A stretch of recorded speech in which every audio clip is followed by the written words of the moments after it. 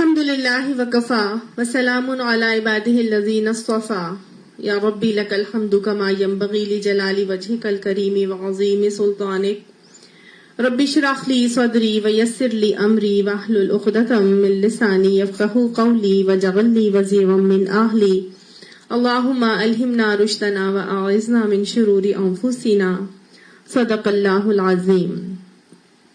سورہ المزمل۔ سورہ المزمل مکی سورت ہے، اس میں 2 رکوعات اور 20 آیات ہیں۔ اس کو نازل کب کیا گیا تو اس کے حوالے سے اس کے دونوں رکوعات کے نزول میں فرق آتا ہے۔ اس کا جو پہلا رکوع ہے وہ مکہ کے بالکل ابتدائی دور میں نازل ہوا پتہ چلتا ہے، کیونکہ سب سے پہلی نازل ہونے والی وہی جیسے کہ سورہ علق کی 5 آیات تھی، اس کے بعد سورہ قلم کو نازل کیا گیا تھا، سورہ قلم کی کچھ آیات کو۔ اس کے بعد جو تیسری نازل ہونے والی سورت کی آیات تھی وہ ہے سورہ مزمل کی آیات۔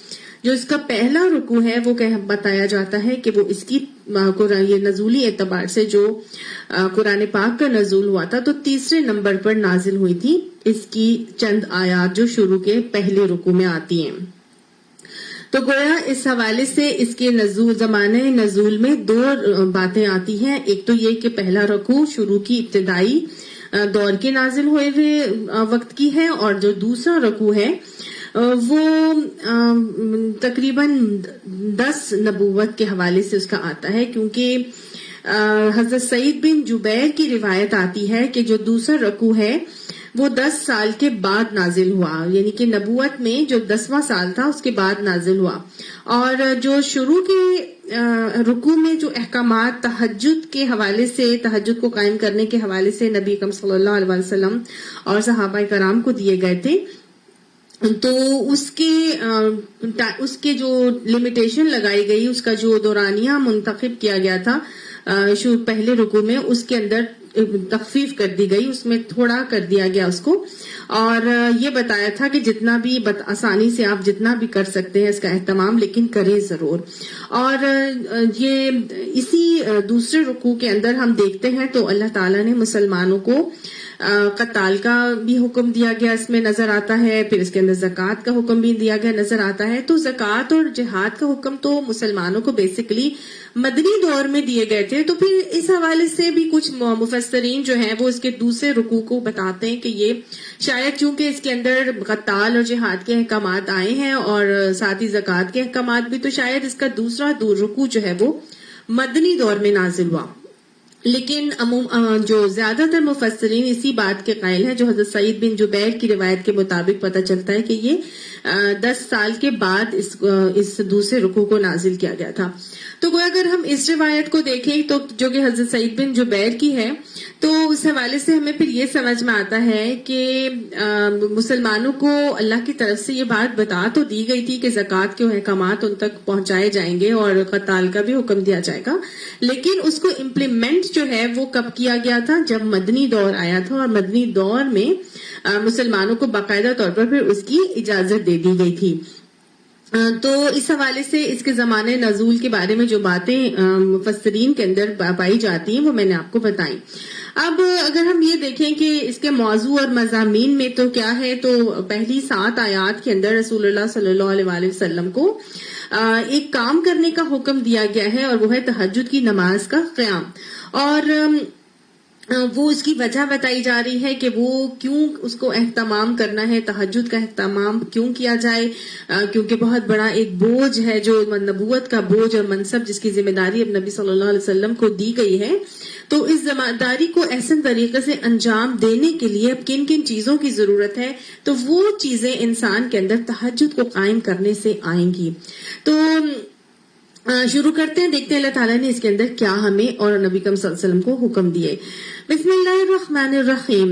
یا ایھا المزمل، اے اوڑھ لپیٹ کر سونے والے۔ مزمل کس کو کہا جا رہا ہے؟ نبی اکرم صلی اللہ علیہ وآلہ وسلم کو مزمل کہا جا رہا ہے۔ گویا نبی اکرم صلی اللہ علیہ وآلہ وسلم کو مزمل کہہ کے اللہ سبحانہ تعالیٰ مخاطب کر کے کچھ آیات آگے بتا رہے ہیں کہ کچھ کام بتایا جا رہا ہے کہ اب وہ اوڑھ لپیٹ کر سونے والے اب وہ کیا کریں، اب یہ کام کرنا چھوڑ دیں، اب یہ اوڑھ لپیٹ کر سونے کا وقت ختم ہو گیا ہے، اب وہ اوڑھ لپیٹ کر سونا چھوڑ دیں۔ نبی اکرم صلی اللہ علیہ وسلم کو اگر ہم دیکھیں تو اللہ سبحانہ تعالیٰ نے قرآن پاک میں کبھی بھی یا محمد کہہ کے مخاطب نہیں کیا۔ دوسرے انبیاء کرام کو ہم دیکھتے ہیں تو اللہ سبحانہ تعالیٰ یا یحییٰ یا زکریا یا عیسیٰ یا موسیٰ کہہ کے مخاطب کرتے ہوئے نظر آتے ہیں، لیکن نبی صلی اللہ علیہ وسلم کو اللہ سبحانہ تعالیٰ کہیں بھی یا محمد کہہ کے مخاطب نہیں کر رہے، بلکہ ان کے مختلف صفاتی ناموں کے ساتھ نبی صلی اللہ علیہ وآلہ وسلم کو مخاطب کرنے کا انداز اللہ سبحانہ تعالیٰ کا قرآن پاک میں بیشتر مقامات پر نظر آتا ہے۔ تو یہاں پر نبی صلی اللہ علیہ وآلہ وسلم کو مزمل کہہ کے مخاطب کیا ہے اللہ سبحانہ تعالیٰ نے۔ مزمل کون ہوتا ہے؟ مزمل اس کو کہا جاتا ہے کہ جب کوئی آرام کے لیے، راحت اور سکون کو حاصل کرنے کے لیے چادر تان کے اوڑھ کر لپیٹ کر سو جاتا ہے۔ تو نبی اکرم صلی اللہ علیہ وآلہ وسلم بھی عمومی طور پر اپنے اوپر چادر لے کر لیٹا کرتے تھے، بغیر چادر کے آپ صلی اللہ علیہ وسلم کو لیٹنا پسند نہیں تھا۔ تو نبی اکرم صلی اللہ علیہ وآلہ وسلم کی یہی عادت تھی کہ آپ صلی اللہ علیہ وسلم رات کو اگر سو رہے ہیں تو اللہ سبحانہ تعالیٰ نے اب جبکہ نبوت نازل کر دی ہے، اور یہ ہم نے دیکھا کہ یہ تیسری نازل ہوئی وہی ہے جو اللہ تعالیٰ نے نبی اکرم صلی اللہ علیہ وسلم کے اوپر نازل کی تھی، تو اللہ تعالیٰ نبی اکرم صلی اللہ علیہ وآلہ وسلم کو اب یہ کہہ کے مخاطب کر رہے ہیں کہ اے مزمل، اے اوڑھ لپیٹ کر سونے والے، آپ کیا کیجئے، قم اللیلا، کھڑے ہو جائیے رات کو، الا قلیلا، مگر تھوڑی رات۔ یعنی نبی صلی اللہ علیہ وسلم کو فرمایا جا رہا ہے کہ آپ جو اوڑھ لپیٹ کر راتوں کو سو جایا کرتے تھے تو اب اس سونے کا وقت گزر چکا ہے، اب آپ کا منصب، آپ کی ذمہ داری چینج ہو گئی ہے، آپ کی ذمہ داریاں بڑھ گئی ہیں، آپ کے فرائض بہت زیادہ ہو گئے ہیں، آپ کو ایک اللہ کی طرف سے عہدہ، درجہ اور ایک مقام عطا کر دیا گیا ہے، تو لہٰذا آپ کو تو دین کی دعوت اور تبلیغ کے لیے منتخب کر لیا گیا ہے، لہٰذا اب آپ کیا کیجئے، اب آپ سونا چھوڑ دیجئے، اب آپ راتوں کو سونے کے بجائے راتوں کو کھڑے رہا کریے، راتوں اپنی کھڑے رہ کر قیام میں گزارا کریے۔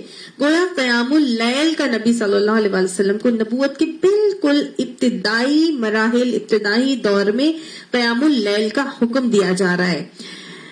نبی صلی اللہ علیہ وسلم کو کیا کہا جا رہا ہے کہ اب راتوں کو اب کھڑے رہا کریے، قیام کیا کریں، راتوں میں قیام کیا کریں۔ اب اپنے راتوں کو اگر کھڑے ہونا ہے تو راتوں کو کیا کرنا ہے، نصفہ او انقص منہ قلیلا، یا تو آدھی رات یا پھر اس سے بھی کم کر لیں، او زد علیہ، یا اس سے بڑھا دیں، ورتل القرآن ترتیلا، اور قرآن کو ٹھہر ٹھہر کر اس میں پڑھا کیجیے۔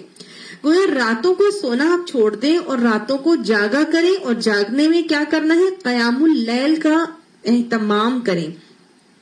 کتنی قیام اللیل کرنی ہے، کتنی رات کو قیام کرنا ہے، یہاں بتایا جا رہا ہے یا تو آدھی رات یا اس سے کچھ کم یا اس سے کچھ زیادہ بڑھا لیں۔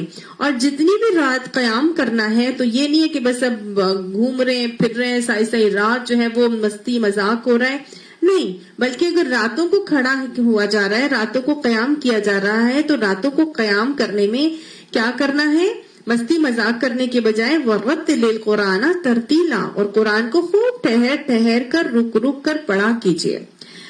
بہت ہی خوبصورت پیغام نبی صلی اللہ علیہ وآلہ وسلم کو نبوت کے بالکل ابتدائی دور میں دیا جا رہا ہے، اور مجھے اور آپ کو بھی اس حوالے سے یہ سمجھایا جا رہا ہے کہ ہر وہ شخص جو دین کی دعوت کا کام انجام دینا چاہتا ہے، جو نبیوں کا نائب بننا چاہتا ہے، جو نبیوں کا جانشینی اختیار کرنا چاہتا ہے اور دین کی دعوت کا اہتمام کرنا چاہتا ہے، تو اب اس کو کیا کرنا ہے، اس کو راتوں کو سونا چھوڑ دینا ہے، بلکہ کیا کرنا ہے، اسی رات میں جب وہ پوری رات کو لمبی تان کر اے سی لگا کر سو جایا کرتا تھا، تو اب راتوں کو اللہ کے ساتھ عبادت میں اپنی راتوں کو جو ہے وہ لگانا شروع کر دو. اپنی راتوں میں عبادت کا اہتمام کیا کرو اور تہجد کو پڑھنا شروع کر دینا چاہیے. بہت ہی خوبصورت, بہت ہی پیارا, مجھے اور آپ کے لیے ایک آئی اوپنر کے طور پر اللہ سبحانہ تعالیٰ ایک پیغام یہاں پر دے رہے ہیں کہ اب جب کہ قرآن پاک تقریباً ختم ہونے والا ہے,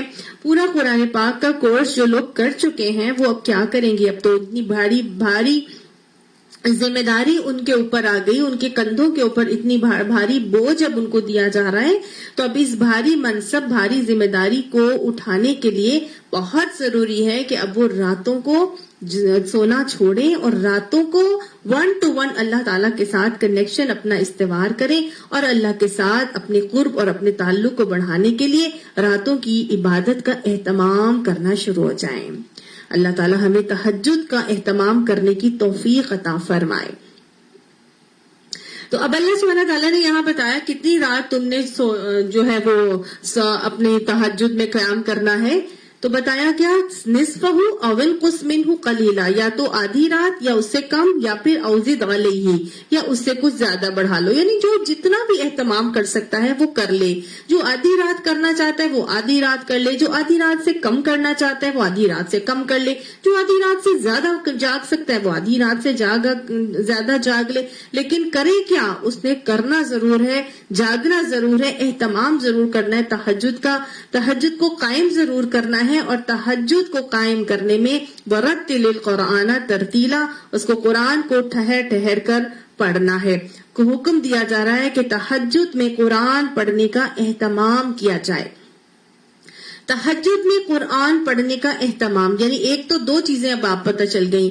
پہلی بات تو یہ کہ رات کو اگر جاگنا ہے تو رات کو جاگنے کے لیے نہ ہی موویز دیکھی جائیں گی, نہ ہی کوئی ویڈیو گیمز کھیلے جائیں گے, نہ ہی کوئی موویز جو ہے آپ کو مزے کرنے یا مستی مذاق کے لیے پوری راتوں میں کبھی ایک گھر, کبھی دوسرے گھر میں, کبھی ڈائن آؤٹ, کبھی پارٹیز, کبھی کچھ ہے. ان کاموں کے لیے راتوں کو نہیں جاگنے کا اہتمام کرنے کا حکم, بلکہ انسان کے لیے اللہ تعالیٰ نے رات کس کے لیے بنائی ہے, آرام کے لیے بنائی ہے نا. دن کو کام اور رات کو آرام, یہ انسان کی فطرت ہے. لیکن مومن وہ ہے کہ جو رات کو, دن کو بھی کام کرتا ہے اور رات کو اپنے جسم کو اس کا حق ضرور دیتا ہے آرام کے لیے. لیکن یہ نہیں کہ ساری رات بس وہ اوڑھ لپیٹ کے سویا ہوا ہے. جس کے اوپر یہ کندھوں پر یہ ذمہ داری آ جاتی ہے, جو اس ذمہ داری کو محسوس کر لیتا ہے کہ اللہ سبحانہ تعالیٰ نے اس کے کندھوں پر یہ نبوت کا بوجھ اور یہ فریضہ اور دین کی دعوت کا کام اس کے اوپر ڈال دیا ہے کہ کنتم خیر امت اخرجت للناس, تم تو بہترین امت اس لیے ہو کہ تمہیں لوگوں کے لیے نکالا ہے. تأمرون بالمعروف وتنہون عن المنکر, تم لوگوں کو اچھائی کا حکم دو گے اور برائی سے منع کرو گے. وتؤمنون باللہ, کیونکہ تم اللہ پر ایمان لاتے ہو. یاد رکھیے گا یہ قرآن جس کے اوپر نازل کیا, اللہ تعالیٰ فرماتے ہیں قرآن پاک میں کہ وَلَقَدْ أَنزَلْنَا الْقُرْآنَ عَلَى جَبَلٍ, کہ جب ہم نے اس قرآن کو پہاڑ کے اوپر اتارا, لَرَأَيْتَهُ, اگر ہم یقیناً اس قرآن کو پہاڑ کے اوپر اتارتے تو لَرَأَيْتَهُ, تم یقیناً اس کو دیکھتے کہ خاشعا متصدعا من خشیت اللہ, کہ وہ اللہ کی خشیت سے پھٹا پڑ رہا تھا. یعنی کہ اگر یہ قرآن پہاڑ پر اتار دیتے تو اللہ کی خشیت کے مارے وہ قرآن, وہ پہاڑ جو ہے وہ اس قرآن کے بوجھ سے پھٹ جاتا. تو لہٰذا اس قرآن کا تو بوجھ ہی بہت زیادہ ہے. اللہ تعالیٰ اسی لیے فرماتے اِنَّا سَنُلْقِي عَلَيْكَ قَوْلًا ثَقِيلًا, بے شک ہم تو تم پر ایک بھاری کلام نازل کرنے والے ہیں. اتنا بھاری کلام تمہارے اوپر نازل ہونے والا ہے, پورے قرآن کے بوجھ کو تم نے اٹھانا ہے. تو اتنے بھاری کلام کو اگر ہم کسی پہاڑ کے اوپر نازل کرتے تو پھر تو وہ تو اللہ کی خشیت سے ریزہ ہو جاتا, اس کا تو یہ حال ہو جاتا, اتنا بھاری کلام ہے یہ. تو اب جس انسان کے اوپر, جس انسان کے پاس یہ قرآن پاک کا علم آ جائے, جس انسان کے پاس اس قرآن پاک کا کا جو ہے وہ کہ فہم آ جائے، اس کی ذمہ داری کو وہ محسوس کر لے، نبی کا نائب بننا چاہتا ہے تو پھر اس کو کیا کرنا ہے؟ کیا اس کو سونا ہے؟ اس کو تو اس کے بوجھ کو محسوس کرنا ہے کہ اتنا بھاری بوجھ، اتنی بڑی ذمہ داری اللہ نے اب میرے کندھوں پہ ڈال دی، اور اللہ نے مجھے خیرہ امت بنایا ہی اسی لیے تاکہ میں اللہ کے اس دین کے پیغام کو لے کر نکلوں اور آگے ساری دنیا پر پھیلوں، کیونکہ نبوت کا سلسلہ تو نبی اکرم صلی اللہ علیہ وسلم کے بعد اب ختم ہو چکا ہے۔ اب یہ انبیاء کے نائب اور جانشین کون ہوں گے؟ وہی تو ہوں گے جو اس قرآن کے علم کو لے کر اٹھیں گے اور پھر ساری دنیا پر پھیلیں گے۔ اب یہ کام ان کو انجام دینا ہے۔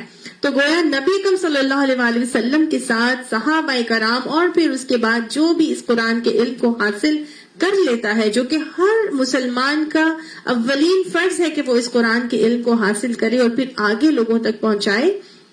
اللہ نے ہمیں بہترین امت بنایا ہی اسی لیے، جس کے پاس اس قرآن کا علم آ جائے گا تو بلغ ما انزل الیک من ربک کا معاملہ کرنا ہے کہ جو پہنچا دو جو اللہ کی طرف سے تم تک پہنچایا گیا ہے۔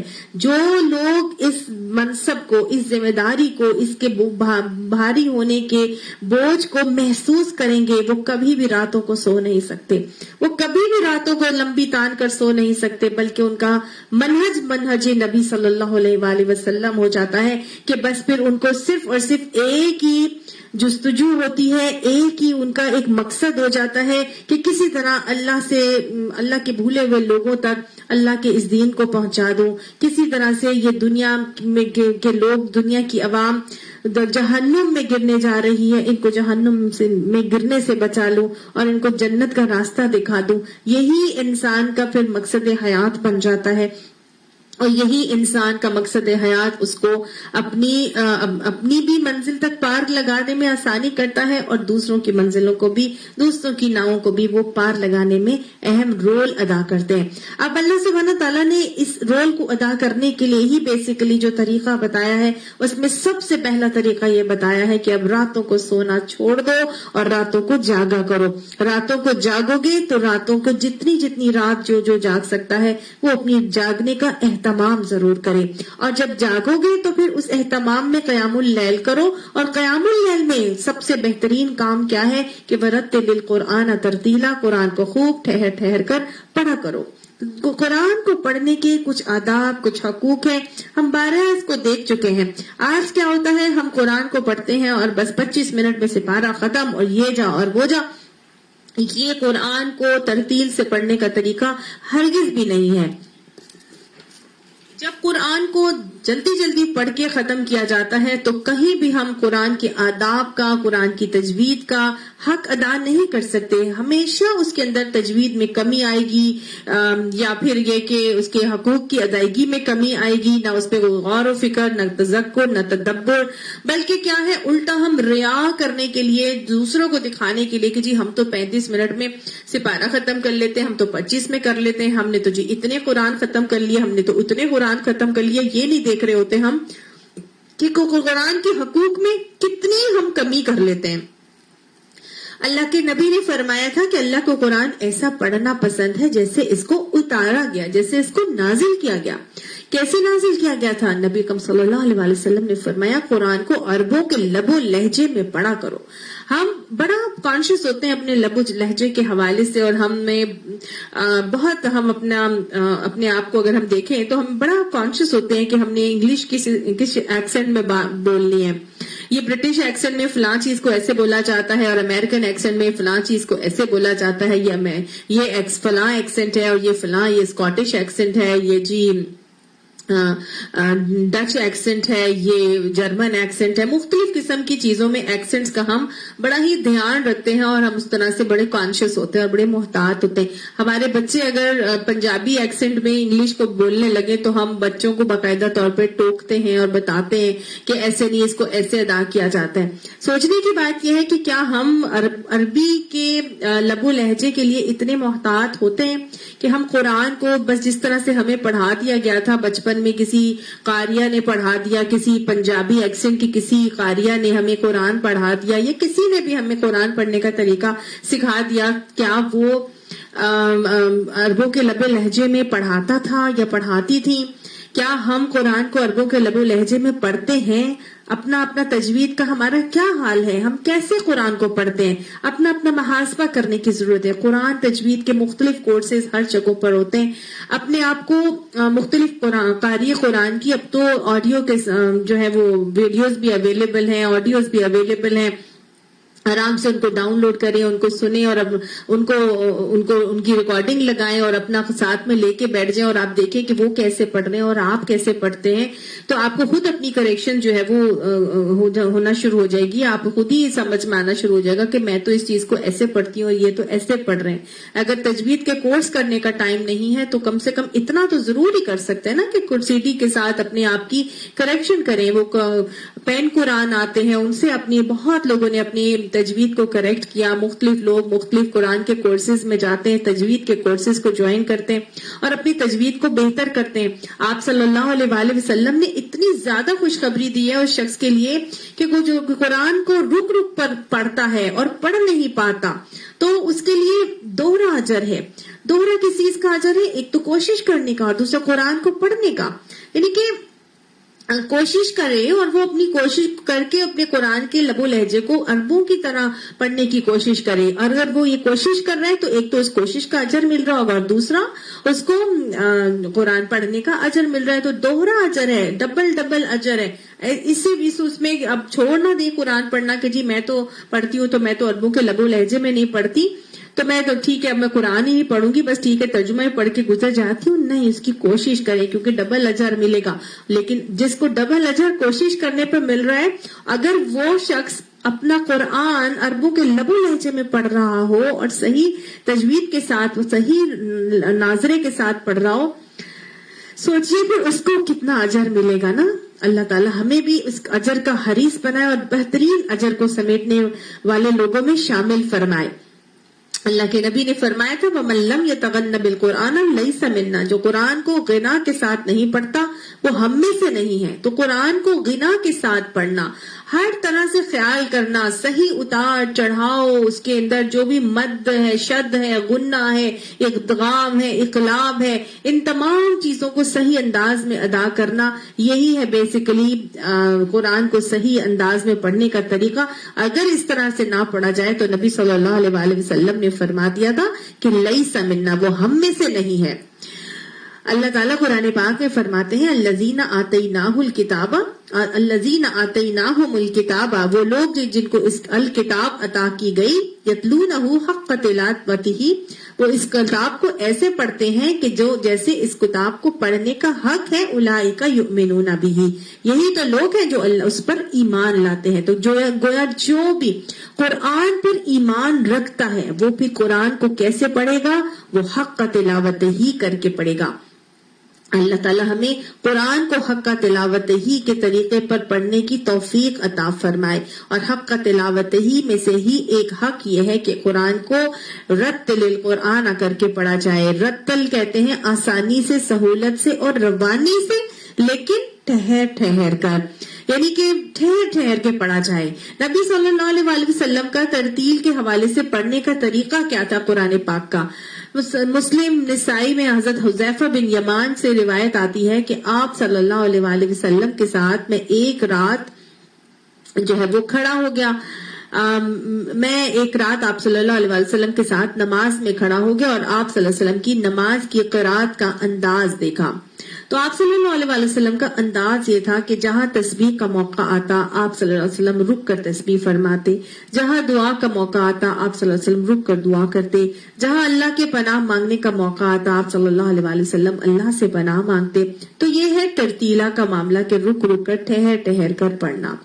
حضرت ابو ذر غفاری سے بھی روایت آتی ہے کہ آپ مسند احمد بخاری میں آپ فرماتے کہ ایک دن رسول اللہ صلی اللہ علیہ وآلہ وسلم اپنی رات کی نماز میں تلاوت کرتے ہوئے اس آیت پر پہنچے کہ وَإِن تُعَذِّبْهُمْ فَإِنَّهُمْ عِبَادُكَ وَإِن تَغْفِرْ لَهُمْ فَإِنَّكَ أَنْتَ الْعَزِيزُ الْحَكِيمُ، کہ اگر آپ ان کو عذاب دیں تو یہ آپ کے بندے ہیں اور اگر آپ انہیں بخش دیں تو بے شک آپ کیا ہیں، زبردست حکمتوں والے ہیں. یہ قرآن کی یہ آیت پر پہنچے، سورہ مائدہ کی آیت ہے. تو فرماتے ہیں کہ آپ ساری رات اس ایک آیت ہی کو دہراتے رہے یہاں تک کہ فجر کی نماز کا، فجر کی اذان کا وقت ہو گیا. تو یہ بھی ایک بہترین ترتیل کا انداز ہے کہ بار بار ایک چیز اگر آپ کو کوئی آیت پسند آ گئی تو آپ اسی کو پڑھے جائیں، اور یہ اسی وقت کیا جا سکتا ہے جب آپ کسی آیت کے اوپر تدبر کریں، کسی کے معنی آپ کو پتا ہو، غور و فکر کریں، تذکر حاصل کریں. تو گویا تفکر، تذکر، تدبر یہ بھی قرآن کا ایک بہت ہی خوبصورت حق ہے، اور یہی ترتیل میں بہت زیادہ اہم رول ادا کرتا ہے. اور یہاں پر ایک اور نبی کریم صلی اللہ علیہ وسلم کا طریقہ جو ہے وہ پتہ چلتا ہے کہ حضرت انس سے پوچھا گیا کہ رسول اللہ صلی اللہ علیہ وسلم کی قرات کا طریقہ کیا تھا، تو انہوں نے فرمایا کہ آپ الفاظ کو کھینچ کھینچ کر پڑھتے تھے. یعنی مثال کے طور پر انہوں نے بسم اللہ الرحمن الرحیم پڑھ کر بتایا کہ آپ بسم اللہ میں جب اللہ آپ نے کہتے تو رحمان کہا اور رحیم کہا تو اس کو مد کے ساتھ پڑھتے تھے، یعنی کھینچ کر پڑھتے تھے. اللہ کو بھی کھینچا، رحمان کو بھی کھینچا، اور رحیم کے اوپر بھی مد ہے اس کو بھی کھینچ کر پڑھتے تھے، یعنی مد اور شد کا خیال رکھا گیا.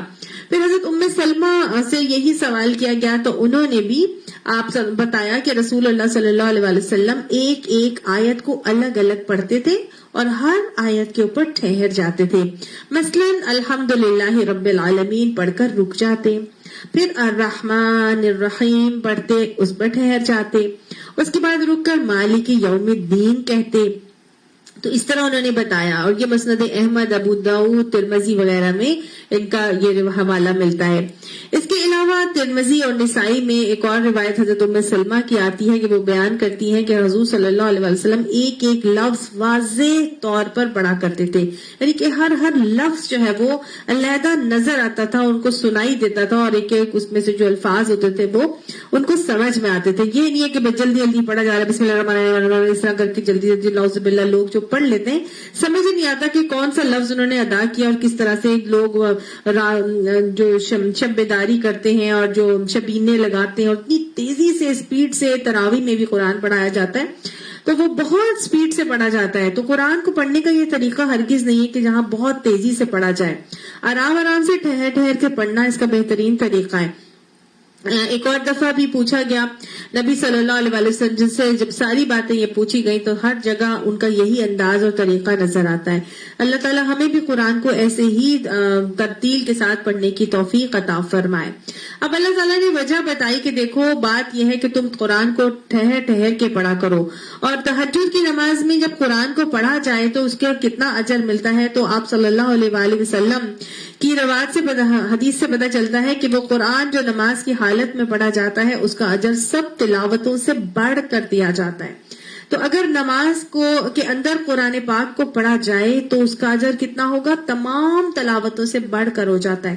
تو اگر تہجد کی نماز میں جتنا قرآن یاد ہو اتنا قرآن ضرور اس کا اہتمام کیا جائے. اور بلکہ یہ بھی کہا جاتا ہے کہ اگر یہ تو نفل نماز ہے تو نفل کے اندر اگر قرآن کو دیکھ کر بھی پڑھا جائے تو اس کی بھی بعض ائمہ جو ہے وہ اس کی اجازت دیتے ہیں.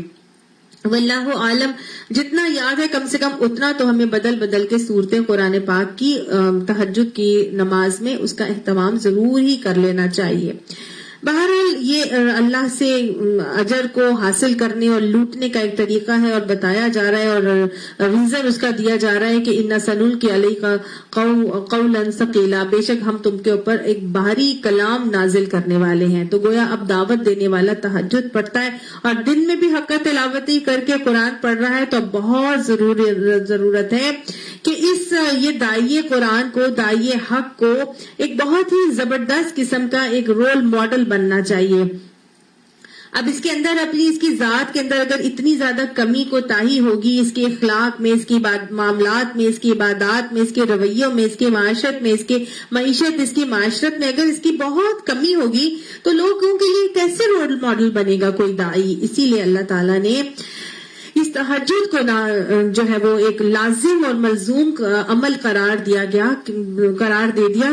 کیونکہ اللہ تعالیٰ فرماتے ہیں ان ناشئۃ اللیل، بے شک در حقیقت رات کا اٹھنا، راتوں کو اٹھنا کیا ہے؟ یا اشد، وہ زیادہ سخت ہے، وطئ، اپنے نفس کو قابو پانے کے لیے، اقوم قیلا، اور قرآن پڑھنے کے لیے زیادہ درست ہے. یعنی کہ یہ زیادہ بہتر ہے. رات کو جب تم اٹھو گے تو تمہارے نفس پہ قابو پانا اور تمہیں نفس پہ جو قابو پانا اور قرآن کو پڑھنے کے لیے یہ بالکل صحیح وقت ہے. تو وجوہات بتائی جا رہی ہیں نا یہاں پر کہ کیوں اللہ تعالیٰ نے فرمایا کہ یہ دیکھو تمہارے اوپر اب ایک بہت بڑا بوجھ، بہت بڑے نبوت کی ذمہ داری دے دی گئی ہے. نبوت کا بوجھ نبی اکرم صلی اللہ علیہ وآلہ وسلم کے اوپر ایک جو وحی کو لینے کا جو ایک عمل تھا وہی بذات خود ایک بہت بڑا اور بھاری ایک عمل تھا. وحید کی کیفیت نبی صلی اللہ علیہ وآلہ وسلم کے لیے اتنی سخت اور اتنی کٹھن اور بھاری ہوتی تھی کہ حضرت زید بن ثابت فرماتے ہیں کہ ایک مرتبہ نبی صلی اللہ علیہ وآلہ وسلم کا سر مبارک میری ران پر تھا کہ سو لیٹے لیتے ہی آپ صلی اللہ علیہ وسلم کے اوپر وحی کی کیفیت شروع ہو گئی، یعنی یہ وحی نازل ہونا شروع ہو گئی. تو وہ فرماتے ہیں کہ مجھے ایسا لگ رہا تھا کہ وہ اتنا بھاری بوجھ میرے اوپر آ رہا تھا کہ مجھے لگتا تھا کہ جیسے میری ٹانگوں کے جوڑ کھل جائیں گے. اس کے علاوہ حضرت اسما بھی فرماتی ہے، ان کی بھی روایت ملتی ہے کہ انہوں نے فرمایا کہ جب سورہ انعام ایک اونٹنی کے اوپر آپ صلی اللہ علیہ وسلم سوار تھے اور سورہ انعام نازل ہو رہی تھی تو اونٹنی پہ آپ صلی اللہ علیہ وسلم سوار تھے، تو اونٹنی کا اس وحی کے بوجھ کی وجہ سے یہ حال ہو رہا تھا کہ جیسے اس نے اپنی جو گردن ہے وہ زمین پر ٹیک دی اور اس کی ہڈیاں، اس کے پاؤں جو ہے وہ کھلے اور ہڈیاں جیسے اس کی نا بالکل ٹوٹ جائیں گی. اس کا وہ اس وحی کے بوجھ تلے زمین میں جیسے دبی جا رہی تھی. اتنا بھاری بوجھ وحی کا ویسے ہی بہت زیادہ ہوتا تھا. حضرت عائشہ کی بھی روایت آتی ہے کہ نبی اکرم صلی اللہ علیہ وآلہ وسلم کے اوپر جب وحی نازل ہوتی تھی تو سخت سردی کے موسم میں بھی آپ صلی اللہ علیہ وسلم کی پیشانی مبارک پر پسینہ آ جایا کرتا تھا. اتنا سخت اور تشدد والا یا مشقت آمیز ایک مرحلہ تھا وحی کو لینے کا. اب جب وحی کو لے لیتے تھے نبی صلی اللہ علیہ وسلم اتنے بھاری مشقت والے مرحلے سے گزر کر، تو اس کے بعد کا جو مرحلہ تھا وہ اور زیادہ مشقت والا تھا، کیونکہ وہ تو اب نبوت کی منصب کی ذمہ داری ہے جو آگے پورے لوگوں تک اس اللہ کے دین کو پہنچانا. تو یہ اس سے بھی زیادہ بڑا ایک بوجھ تھا آپ صلی اللہ علیہ وآلہ وسلم. تو نبی صلی اللہ علیہ وآلہ وسلم تو اس بوجھ کی وجہ سے آپ صلی اللہ علیہ وسلم کا حال یہ ہوتا تھا کہ اللہ تعالیٰ فرماتے ہیں قرآن پاک میں کہ لعلک باخع نفسک، کو گویا آپ اس فکر میں اپنی جان ہی ہلاک کر دیں گے. نبی صلی اللہ علیہ وسلم کے اوپر اتنا بوجھ تھا اور اتنا بوجھ آگے وہ فوراً ٹرانسفر بھی کرتے تھے اور اتنا شدت سے اس بوجھ کو محسوس کر کے آگے بھیجنے کے لیے کوشاں نظر آتے ہیں کہ ساری زندگی آپ صلی اللہ علیہ وسلم نے اسی کوشش میں صرف کر دی. آج اللہ سبحانہ تعالیٰ نے یہ بھاری بوجھ میرے اور آپ کے نازک کندھوں پر بھی ڈالا ہے. اللہ سبحانہ تعالیٰ ہمیں اس بوجھ کو اٹھانے کی توفیق عطا فرمائے. اللہ تعالیٰ جنہوں نے اٹھایا ہے ان کو بہترین صحت عطا فرمائے. اللہ ان کو بہترین معاون عطا فرمائے، ان کی بہترین اوقات عطا فرمائے، بہترین حافظے عطا فرمائے.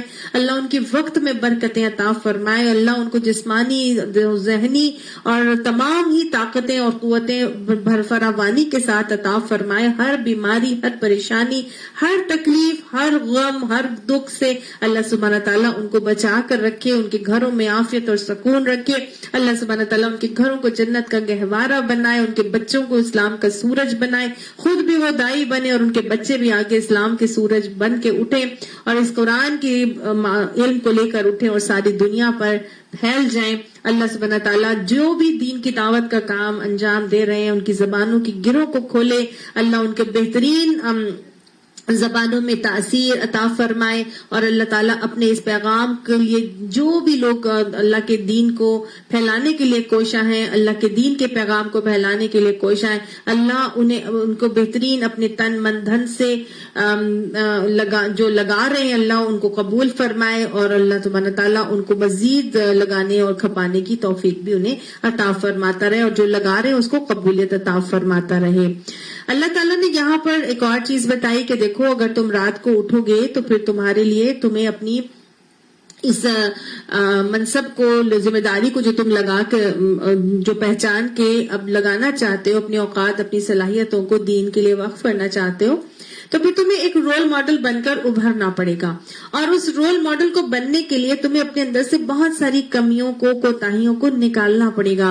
تمہیں اپنے جو خواہشات نفس میں جو لوگ پھنس جاتے ہیں، جو دنیا کی مرغوبات نفس کے اندر پھنس جاتے ہیں، کیا کیا چیزیں ہیں مرغوبات نفس جو جس کے اندر انسان پھنستا ہے. اللہ تعالیٰ نے سورہ آل عمران میں بڑی خوبصورت انداز میں اس آیت نمبر 14 سے 17 تک اللہ تعالیٰ نے باقاعدہ طور پر اس کا ایک پورا ہمیں ایک خاکہ بتایا ہے اور ہمیں بتایا ہے، لائحہ عمل دیا اس حوالے سے. اللہ تعالیٰ فرماتے ہیں زُيِّنَ لِلنَّاسِ حُبُّ الشَّهَوَاتِ مِنَ النِّسَاءِ وَالْبَنِينَ وَالْقَنَاطِيرِ الْمُقَنطَرَةِ مِنَ الذَّهَبِ وَالْفِضَّةِ وَالْخَيْلِ الْمُسَوَّمَةِ وَالْأَنْعَامِ وَالْحَرْثِ ذَلِكَ مَتَاعُ الْحَيَاةِ الدُّنْيَا وَاللَّهُ عِندَهُ حُسْنُ الثَّوَابِ، کہ لوگوں کے لیے مرغوبات نفس مسین کر دی گئی ہیں، یعنی کہ ایسی چیزیں جو جن کے محبت انسان کے دلوں کے اندر بیٹھی ہوئی ہے، وہ کون سی ہیں؟ من النساء، عورتیں اور بیٹے اور سونے چاندی کے ڈھیر، اور جو سونے چاندی کے ڈھیر اور یہ جو مویشی ہیں اور ان کی جو کھیتیاں ہیں اور ان کے جو نشان زدہ گھوڑے یعنی ان کی سواریاں وغیرہ، یہ سب کیا ہیں؟ یہ وہ چیزیں ہیں جن کے اندر انسان جن کی محبت انسان کے دل کے اندر گھر کی بھی ہوتی ہے. تو اللہ تعالیٰ نے فرمایا یہ تو دنیا کی چند روزہ زندگی کے سامان ہے، اللہ کے نزدیک جو ہے وہ زیادہ بہتر بھی ہے اور پائندہ والی چیز بھی ہے. وہ کیا ہے؟ بیسیکلی اللہ فرماتے ہیں قل، ان سے کہیے اُنَبِّئُكُم بِخَيْرٍ مِّن ذَلِكُم، کیا میں تمہیں بتاؤں کہ ان تمام چیزوں سے زیادہ کیا چیز بہتر ہے. یعنی یہ ساری چیزیں تو ہیں جو میں نے تمہارے لیے زندگی کا ایک سامان بنایا ہے، دنیا کی نعمتیں ہیں جو متاع دنیا بنا کے میں نے تمہارے لیے بنائی ہیں، لیکن ان سے زیادہ بہتر چیز ہے جو میں تمہیں بتاتا ہوں وہ کس کے لیے ہے؟ للذین اتقوا، ان لوگوں کے لیے ہے جو تقوی کے ساتھ زندگی گزاریں گے، جو ان ساری چیزوں کے درمیان ایسے رہیں گے کہ جیسے ایک کشتی جب تک دریا پہ چلتی رہتی ہے وہ ایک کنارے سے دوسرے کنارے تک آسانی سے پہنچ جاتی ہے، اور جب وہ دریا کا پانی لے کے اپنے اندر ڈالنا شروع ہو جائیں کشتی میں بیٹھے ہوئے سوار لوگ، تو کیا ہوگا؟ کشتی ڈوب جائے گی. تو گویا اللہ نے یہ ساری نعمتیں ہمیں دنیا کی اس طرح دی ہیں کہ ہم ان کے ساتھ ایسے چل کے زندگی گزارنی ہے کہ جیسے ان کے ساتھ رہیں بھی اور اللہ کے تقوی کے ساتھ بچ کے اپنا ایک کنارے سے دوسرے کنارے تک کا زندگی کا سفر ہم طے کر لیں. لیکن ان کے ساتھ برتنا کیسے ہے؟ بچ کے. ان کے اندر ڈوبنا نہیں ہے اور ان کو اپنے اندر ڈبونا نہیں ہے، بلکہ ان سے اتنا ہی فائدہ اٹھانا ہے جتنا کہ ضرورت ہے، اور ان کے ساتھ اتنا ہی تعلق رکھنا ہے کہ جتنے میں رہتے ہوئے ہماری زندگی بہتر طریقے سے گزر جائے اور اللہ کے تقوی کو غالب رکھتے ہوئے گزارنا ہے. اللہ تعالیٰ فرماتے ہیں جو لوگ اس طرح سے زندگی گزاریں گے تو عند ربہم جنات، تو ان کے رب کے پاس ان کے لیے پھر باغات ہیں، تجری من تحتها الانہار خالدین فیہا، ان کے نیچے سے نہریں جاری ہوں گی اور اس میں ہمیشہ رہیں گے. فیہا ازواج مطہرۃ، اور وہاں ان کے لیے پاکیزہ جوڑے ہوں گے. واللہ بصیر بالعباد، اور اللہ اپنے بندوں کو دیکھ رہا ہے. یہ وہ بندے ہیں جن کو اللہ دیکھ رہا ہے اور جو بہت تقوی کے ساتھ ان تمام نعمتوں کے درمیان رہتے ہوئے اپنی زندگیاں بسر کرتے ہیں تو وہ جنتوں کو پھر حاصل کرنے والے ہوتے ہیں. اور یہ دنیا میں کیسے زندگی گزارتے ہیں کہ الذین یقولون، یہ وہ لوگ ہوتے ہیں جو کہتے ہیں ربنا اننا آمنا، اے ہمارے رب بے شک ہم ایمان تو لے کر آئے ہیں، فاغفر لنا ذنوبنا، بس آپ ہمارے گناہوں کو بخش دیں، وقنا عذاب النار، اور ہمیں دوزخ کی آگ سے بچا لیجیے گا. اور ان کے ساتھ یہ دعائیں تو مانگتے ہیں کہ اللہ ہم ایمان لائے اور ہمارے گناہوں کو بخش دیجیے اور ہمیں دوزخ کی آگ سے بچا لیجیے گا. اب گناہوں سے بخشش مانگتے ہیں جو پرانی زندگی انہوں نے گناہوں میں بسر کر لی تھی. ایمان تو اب آیا ان کے دلوں میں، لہٰذا وہ ان پرانے سارے گناہوں پر اللہ تعالیٰ سے بخشش مانگتے ہیں، اور آگے جو جہنم عذاب کی صورت میں ان کے لیے تیار ہے، اللہ سے دعا مانگتے ہیں کہ اللہ ہمیں اس عذاب میں آگ میں جانے سے محفوظ فرما لینا، بچا لینا.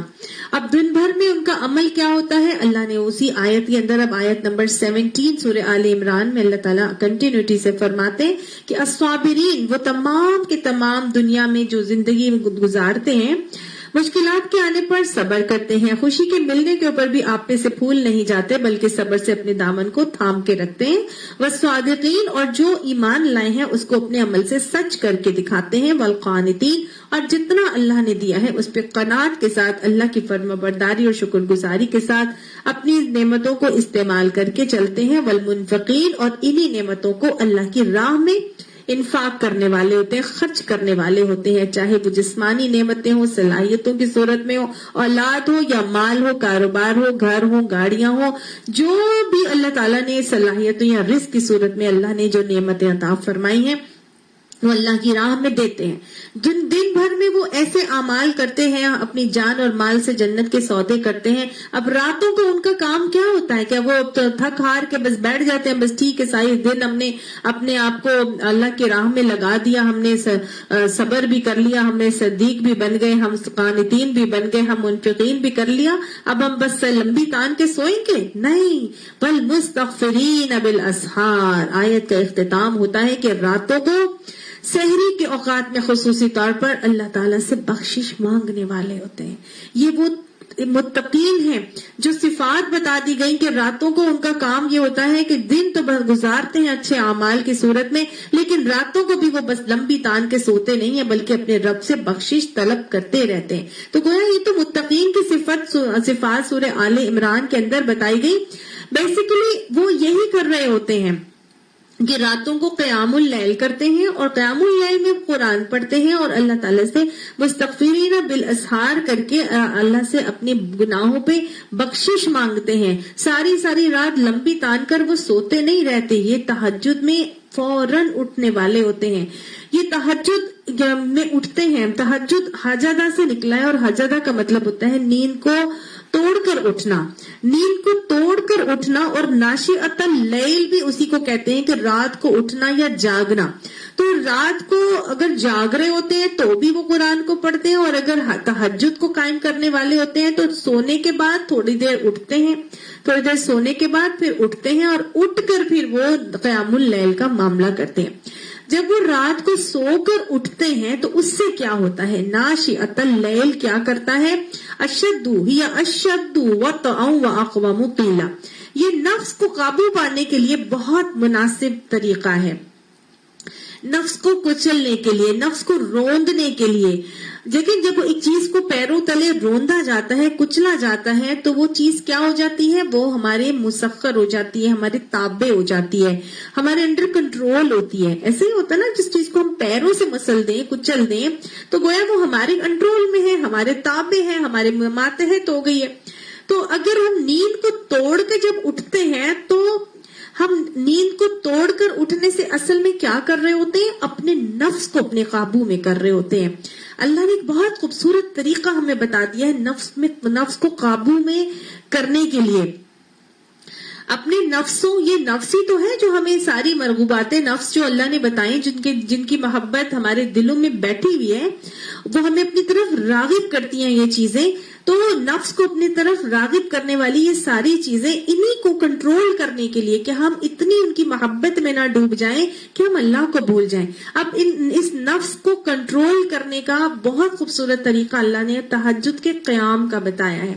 تہجد کو قائم کرنے سے ہم انسان اپنے نفس پہ قابو پا لیتا ہے، اس کو نفس پہ قابو پانا آسان ہو جاتا ہے۔ یہ کیسے ہوتا ہے بھلا؟ یہ کیسے ہوتا ہے؟ دیکھیں، ایکچولی بات یہ کہ انسان کو اپنی نیند بہت محبوب ہوتی ہے، نیند بہت پیاری ہوتی ہے انسان کو۔ کوئی تو ایسے ہوتے ہیں وہ بیٹھے بیٹھے ہی سو جاتے ہیں، انہیں اتنی نیند پیاری ہوتی ہے کہ انہیں کچھ نہیں پتا چلتا کہ وہ کہاں بیٹھے ہیں، کیا ہے، وہ تھکے، وہ اتنے زیادہ تھکے ہوتے ہیں کہ بس وہ بیٹھے بیٹھے ہی یا پھر ان کو تھوڑی سی جگہ بھی ملے تو اس میں سو جاتے ہیں۔ وہ ہر چیز میں اپنی نیند کو کمپرومائز نہیں کرتے کسی چیز کے اوپر۔ کچھ لوگ ایسے ہوتے ہیں کہ ان کو جب تک کہ ان کا اپنا پراپر بستر نہ ملے، تکیہ نہ ملے، یا اپنا کوئلٹ نہ ملے، یا اپنا بلینکٹ نہ ملے، وہ اپنا بستر نہ ملے، یا وہ انوائرمنٹ نہ ملے جو ان کا اپنے بیڈ روم کا ہوتا ہے، وہ وہاں سو ہی نہیں سکتے۔ کچھ لوگ ٹریولنگ کرنے میں اپنا تکیہ اپنے ساتھ لے جاتے ہیں کہ نہیں جی ہمیں اپنے تکیے کے بغیر نیند ہی نہیں آتی۔ کچھ لوگ اپنے جو پل اوور ہوتا ہے اس کو اپنے ساتھ لے جاتے ہیں کہ نہیں جی میں اس کے بغیر تو سو ہی نہیں سکتا۔ کچھ بچے ایسے ہوتے ہیں وہ کہتے ہیں نہیں جی ہمارا بچہ تو فلاں چیز کے بغیر سو ہی نہیں سکتا، وہ اپنے ساتھ لے جاتے جاتے ہیں, کچھ ٹوائز ہے نا, مختلف انوائرمنٹس ہوتے ہیں جس کی وجہ سے انسان اپنی نیند کو لے کے آتا ہے. تو نیند انسان کو ایکچولی بہت محبوب ہوتی ہے, وہ اس پہ کمپرومائز نہیں کرنا چاہتا. تو انسان جب اپنی اتنی محبوب چیز کو چھوڑ کر توڑ کر جب وہ اٹھتا ہے اللہ کے ساتھ اپنے تعلق کو قائم کرنے کے لیے, عبادت کرنے کے لیے, ایک اپنی بہت ہی محبوب چیز کو چھوڑتا ہے, تو یہ ایک بہت بڑا ایک طریقہ ہے اپنے نفس کو قابو میں کرنے کے لیے. یعنی اللہ نے ہمیں بڑا خوبصورت ایک گر بتا دیا, یہاں پر ایک طریقہ بتا دیا. لوگ کہتے ہیں یار کیسے ہم اس محبت سے نکلیں, کیسے میں اپنے بچوں کی محبت میرے دل میں بہت زیادہ ہے, میں ان کے آگے میں کچھ نہیں کر سکتی, میں سب کچھ ہار جاتی ہوں, میں اپنے بچے کے آگے میں ہر چیز ہار جاتی ہوں, مجھ سے اس کا یہ نہیں دیکھا جاتا, میں اس کی فلاں چیز کو اس کو ناراض نہیں کر سکتی, یا میں اپنے شوہر کو نہیں کر سکتی, یا مختلف چیزوں سے, یا میں فلاں چیز دیکھتی ہوں. تو بس جیسے میں نے آپ کو 5 مرغوبات نفس بتائے جو اللہ تعالیٰ نے یہاں پہ ہمیں بتائے ہیں, جن کے پیچھے لگ کے انسان اپنی ساری کی ساری زندگی کو کھپا رہا ہوتا ہے, عورتوں کے پیچھے, بیٹوں کے پیچھے, سونے چاندی کے ڈھیر, پھر اس کے بعد سواریاں, پھر اس کے بعد مویشی, پھر اس کے بعد جو ہے وہ کھیتیاں. یہ سب 5 اللہ تعالیٰ نے مرغوبات نفس بتائی یہاں پر. انہی چیزوں کے پیچھے اگر ہم دیکھیں تو ہمارا دائرہ کار زندگی کا اسی میں گھوم رہا ہوتا ہے. انسان کے بزنس جو ہوتے ہیں وہ انہی کے پیچھے لگا ہوا ہوتا ہے, اپنے گھروں کے پیچھے لگا ہوتا ہے, اپنے بیویوں کے پیچھے انسان جو ہے وہ غلط کاموں کو کر جاتا ہے, اپنی اولاد کی محبت میں غلط کاموں کو کر جاتا ہے. اور زن اور زمین کہا جاتا ہے نا, یہ عورت اتنا بڑا فتنہ ہے, یہ انسان سب کچھ کر جاتا ہے اس چیز کے لیے. میرا بینک بیلنس زیادہ ہو جائے تو وہ ہر طرح سے غلط صحیح, نہ حلال دیکھتا ہے نہ حرام دیکھتا ہے, سب کچھ کرنا شروع ہو جاتا ہے. یہ نفس کی چیزیں ہیں جو انسان کو اپنی طرف راغب کرتی ہیں, اور زندگی کا دائرہ کار انہی چیزوں کے درمیان گھوم رہا ہوتا ہے. اگر ہم دیکھیں تو غور سے اگر ہم اس کا جائزہ لیں تو ہمیں ایسا ہی نظر آتا ہے کہ انسان کا سارا زندگی کا دائرہ کار انہی چیزوں کے درمیان گھوم رہا ہوتا ہے. تو اگر ان محبتوں سے ہم نکلنا چاہتے ہیں اور اللہ کی محبت کو ہم غالب کرنا چاہتے ہیں, کیونکہ اللہ تعالیٰ قرآن پاک میں فرماتے ہیں کہ وَالَّذِينَ آمَنُوا أَشَدُّ حُبًّا لِلَّهِ, کہ ایمان لانے والے وہ ہوتے ہیں کہ جن کے دل میں اللہ کی محبت تمام محبتوں سے زیادہ ہوتی ہے. تو اللہ کی محبت جب زیادہ ہوگی تو ان کی محبت اگر زیادہ ہو گئی تو اللہ کی محبت کیسے زیادہ ہوگی. لہٰذا جب اللہ کی محبت کو زیادہ کرنا ہے تو ظاہر ہے ہمیں ان کی محبتوں کو کم کرنا ضروری ہے. تو ان کی محبت ہے تو ہماری نفس کے اندر بیٹھی ہوئی ہے. اب نفس کو لگام ڈالنا بڑا ضروری ہے, پھر نفس کو قابو میں کرنا بہت ضروری ہے. اور ایک مبلغ کے لیے تو خاص طور سے اپنے نفس کو کنٹرول کرنا بہت ضروری ہے. نہیں تو کبھی ایک آرزو کے پیچھے کبھی دوسرے آرزو کے پیچھے بھاگتا ہی رہے گا, اور اگر نفس پھر بے قابو ہو گیا تو پھر وہ انسان سترے بے مہار کی طرح ہو جائے گا, اور پھر دین کی دعوت اور مبلغ اور اشاعت کا کام جو ہے وہ نہیں ہو سکے گا. تو لہٰذا ایک داعی دین کے لیے بہت ضروری ہے کہ وہ اپنے نفس کو کنٹرول میں رکھے, نفس کو لگام ڈال کے رکھے. اور نفس کو لگام ڈالنے کے لیے اللہ تعالیٰ نے یہاں طریقہ مجھے آپ کو بتا دیا ہے کہ کیا کرنا ہے. وہ اپنی محبوب ترین چیز کو اللہ کی راہ میں قربان کرے گا نا, تو جب نیند کو اللہ کی راہ میں قربان کر کے وہ تہجد کے لیے اٹھے گا تو انشاءاللہ نفس کو قابو کرنا اس کے لیے خود بخود آسان ہو جائے گا. وہ پیچھے ہم نے پڑھا تھا نا, اللہ تعالیٰ فرماتے ہیں کہ لن تنالوا البر حتى تنفقوا مما تحبون, تم نیکی کو نہیں پہنچ سکتے جب تک کہ تم اپنی دل پسند چیزوں کو اللہ کی راہ میں خرچ نہیں کرتے. تو بس یہی وہ نیند جو دل پسند اور محبوب نیند تھی, اس کو اللہ کی راہ میں قربان کریں گے تو انشاءاللہ اپنی اپنی خواہشوں کو کنٹرول کرنے میں تمہارے لیے, میرے لیے, آپ کے لیے, سب کے لیے معاونت ہونا شروع ہو جائے گی. اور ویسے بھی اگر ہم دیکھیں تو رات کی تنہائی میں جب انسان تہجد کے لیے اٹھے گا تو اللہ تعالیٰ نے یہاں پہ یہ بھی کہہ دیا کہ اقوام قیلا, کہ قرآن کو پڑھنے کے لیے وہ ٹائم تمہارے لیے بہت زیادہ موزوں ہے. کیوں؟ اِنَّ لَكَ فِي النَّهَارِ سَبْحًا طَوِيلًا, کیونکہ رات میں تو, دن میں تو تمہارے لیے سبحن یعنی بہت تیزی سے, طویلا لمبے لمبے کام ہیں کرنے کے لیے. یعنی کہ دن میں اتنے کام ہوتے ہیں ہمارے پاس کرنے کے لیے کہ ہر وقت لگاتار ہمارا ذہن جو ہے وہ بزی ہوتا ہے.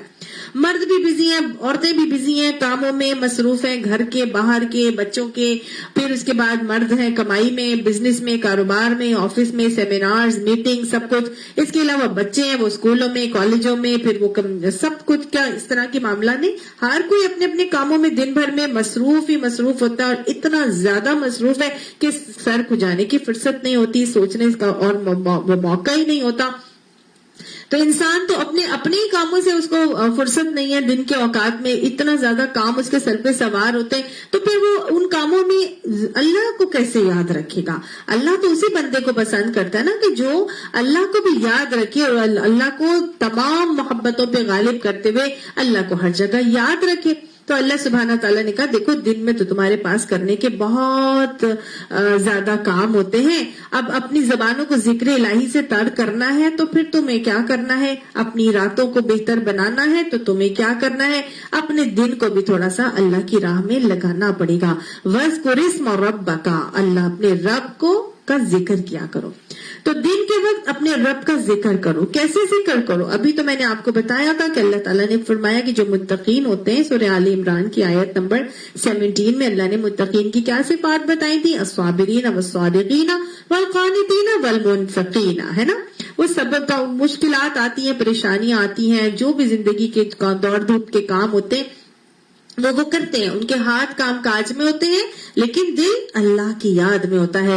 ان کی اور اپنی اللہ کی یاد میں ہوتے ہوئے وہ اپنے تمام اعمال میں اپنے دین, اپنے ایمان کی گواہی دینے والے ہوتے ہیں, اور صدیقین بن کے وہ سچ سے کر کے ثابت کر رہے ہوتے ہیں کہ جو وہ مان رہے ہیں, اللہ کو کہتے ہیں, اللہ کو مانا ہے تو پھر وہ اللہ کی بھی ماننے والے ہیں. اور والقانتین, اللہ کی فرما برداری میں اپنی زندگی گزارتے ہیں اور اپنی ساری نعمتوں کو منفقین بن کے اللہ کی راہ میں خرچ کرنے والے ہوتے ہیں. تو یہ تو وہ کام کرتے ہیں کہ اللہ کی راہ میں دن بھر میں وہ دن بھر کو بہتر بناتے ہیں. تو جو شخص دن کو بہتر بناتا ہے تو اللہ سبحانہ تعالیٰ اس کی راتوں کو خود بخود سوار دیا کرتے ہیں. تبھی تو اللہ سبحانہ تعالیٰ راتیں سواریں گے. آج ہم کہتے ہیں کہ ہاں ٹھیک ہے, میں رات کو کیسے اٹھوں, میں تو اتنی تھک جاتی ہوں دن بھر میں کام کر کر کے, مجھ سے نہیں صبح کی نماز کے لیے اٹھا جاتا. لوگوں کو سے صبح کی نماز کے لیے نہیں اٹھا جاتا, وہ تہجد کے لیے کیسے اٹھیں گے؟ یاد رکھیے گا, جو شخص اپنے دن کے کاموں کو سنوارتا ہے اللہ تعالیٰ اس کی راتوں کو سنوار دیتے ہیں. ہمیں پہلے اپنے دن کے کاموں کو سنوارنا پڑے گا, پھر راتیں خود بخود سنورنا شروع ہو جائیں گی. دن میں صابرین, صادقین, قانتین اور منفقین بنیں گے تو انشاءاللہ راتوں کو مستغفرین بالاسحار خود بخود بن جائیں گے. ہاتھ پاؤں ذمہ داری میں ہوں گے, دل اللہ کی یاد میں ہوں گے, زبان پر ذکر الہی جاری ہوگا, پھر یہ تمام اعمال عبادت بنیں گے اور قرب الہی کا ذریعہ بنیں گے, اور انشاءاللہ اللہ سبحانہ تعالیٰ ہماری راتوں کو خود بخود سنوار دے گا. اللہ تعالیٰ ہمیں راتوں کو قیام کرنے کی توفیق عطا فرمائے. اللہ ہمیں مستغفرین بالاسحار والے لوگوں میں شامل فرما لے. یاد رکھیے گا, یہ تہجد کا پڑھنا, یہ تہجد کے لیے اٹھنا, یہ بالکل اس کی مانند ہے کہ جیسے اللہ سبحانہ تعالیٰ ایک کال بھیجتے ہوں. اللہ کی کال ہے. میں تو یہی کہتی ہوں کہ تہجد اللہ کی کال ہے. اللہ سبحانہ تعالیٰ حدیث کے حوالے سے آتا ہے کہ آپ مفہوم بتا رہی ہیں آپ کو کہ اللہ سبحانہ تعالیٰ جب تہجد کا وقت ہوتا ہے تو اس وقت میں اپنے پیاروں کو اٹھاتے ہیں اور اپنے نافرمانوں کو سلا دیتے ہیں. اللہ تعالیٰ فرشتوں کو حکم دیتے ہیں کہ جاؤ اور جا کے جو میرے نافرمان ہیں ان کو سلا دو. جتنے لوگ نافرمانیاں کر رہے ہیں رات کے وقت میں اٹھ کر, کوئی شراب پی رہا ہے, کوئی نشے میں دھت ہے, کوئی زنا کر رہا ہے, کوئی کانسرٹس اٹینڈ کر رہا ہے, کوئی موویز دیکھ رہا ہے, کوئی فرشی محفلوں میں بیٹھا ہے, کوئی مختلف قسم کے لوگ کام کر رہے ہیں. جب اینڈ تہجد کا ٹائم ہوتا ہے اس ٹائم اللہ سبحانہ تعالیٰ کیا کرتے ہیں, فرشتوں کو حکم دیتے ہیں کہ جاؤ میرے نافرمانوں کو سلا دو. تو ان سب کو ایک جھونکا آتا ہے نیند کا, اور ہم دیکھتے ہیں کہ سب پھر تہجد کے اینڈ ٹائم پر سب سو جاتے ہیں.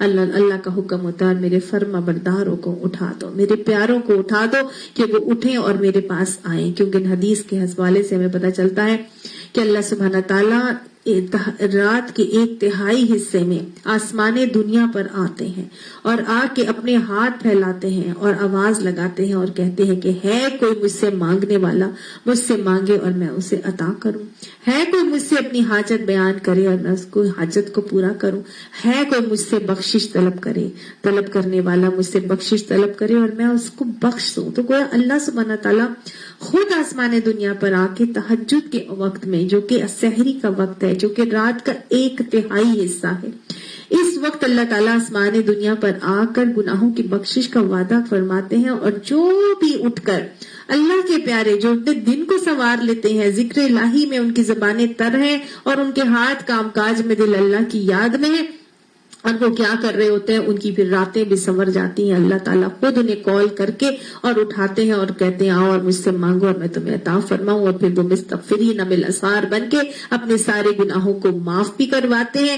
اس کی وجہ سے اٹھنا ان کے لیے، ان کے نفس پر قابو پانے کے لیے بھی آسان ہو جاتا ہے، اور اللہ سبحانہ تعالیٰ نے ایک اور ان کو درجہ عطا فرمایا، اور اللہ تعالیٰ یہ درجہ فرماتے ہیں سورہ بنی اسرائیل کی آیت نمبر 79 میں کہ وَمِنَ اللَّيْلِ، کہ راتوں میں سے فَتَہَجَّدَ بِهِ، کہ تہجد جو ہے نافلۃ لک، تمہارے لیے ایک نفل ہے، عسیٰ ان یبعثک ربک مقاما محمودا، ہو سکتا ہے کہ تمہارا رب تمہیں اس تہجد کی وجہ سے مقام محمود عطا فرما دے۔ تو گویا ایک نفل نماز، نفل عبادت ہے جس کی وجہ سے اللہ سبحانہ تعالیٰ انسان کو مقام محمود بھی عطا فرما دینے کا وعدہ فرماتے ہیں۔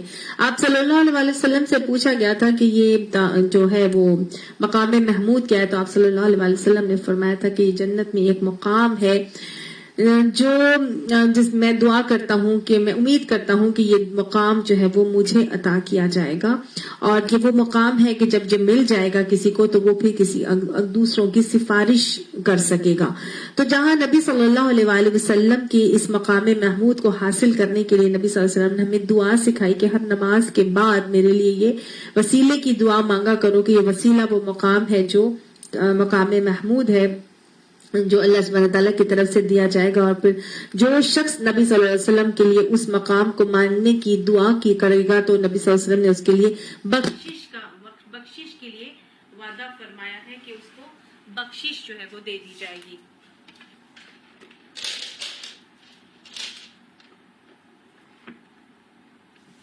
ایک سیکنڈ،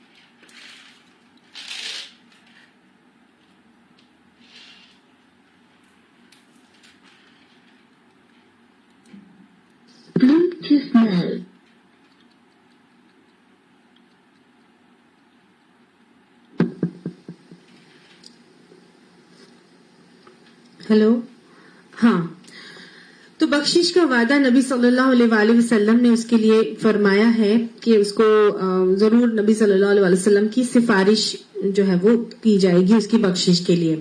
اللہ تعالیٰ اس دعا کو بھی ہمیں پڑھنے کی توفیق عطا فرمائے۔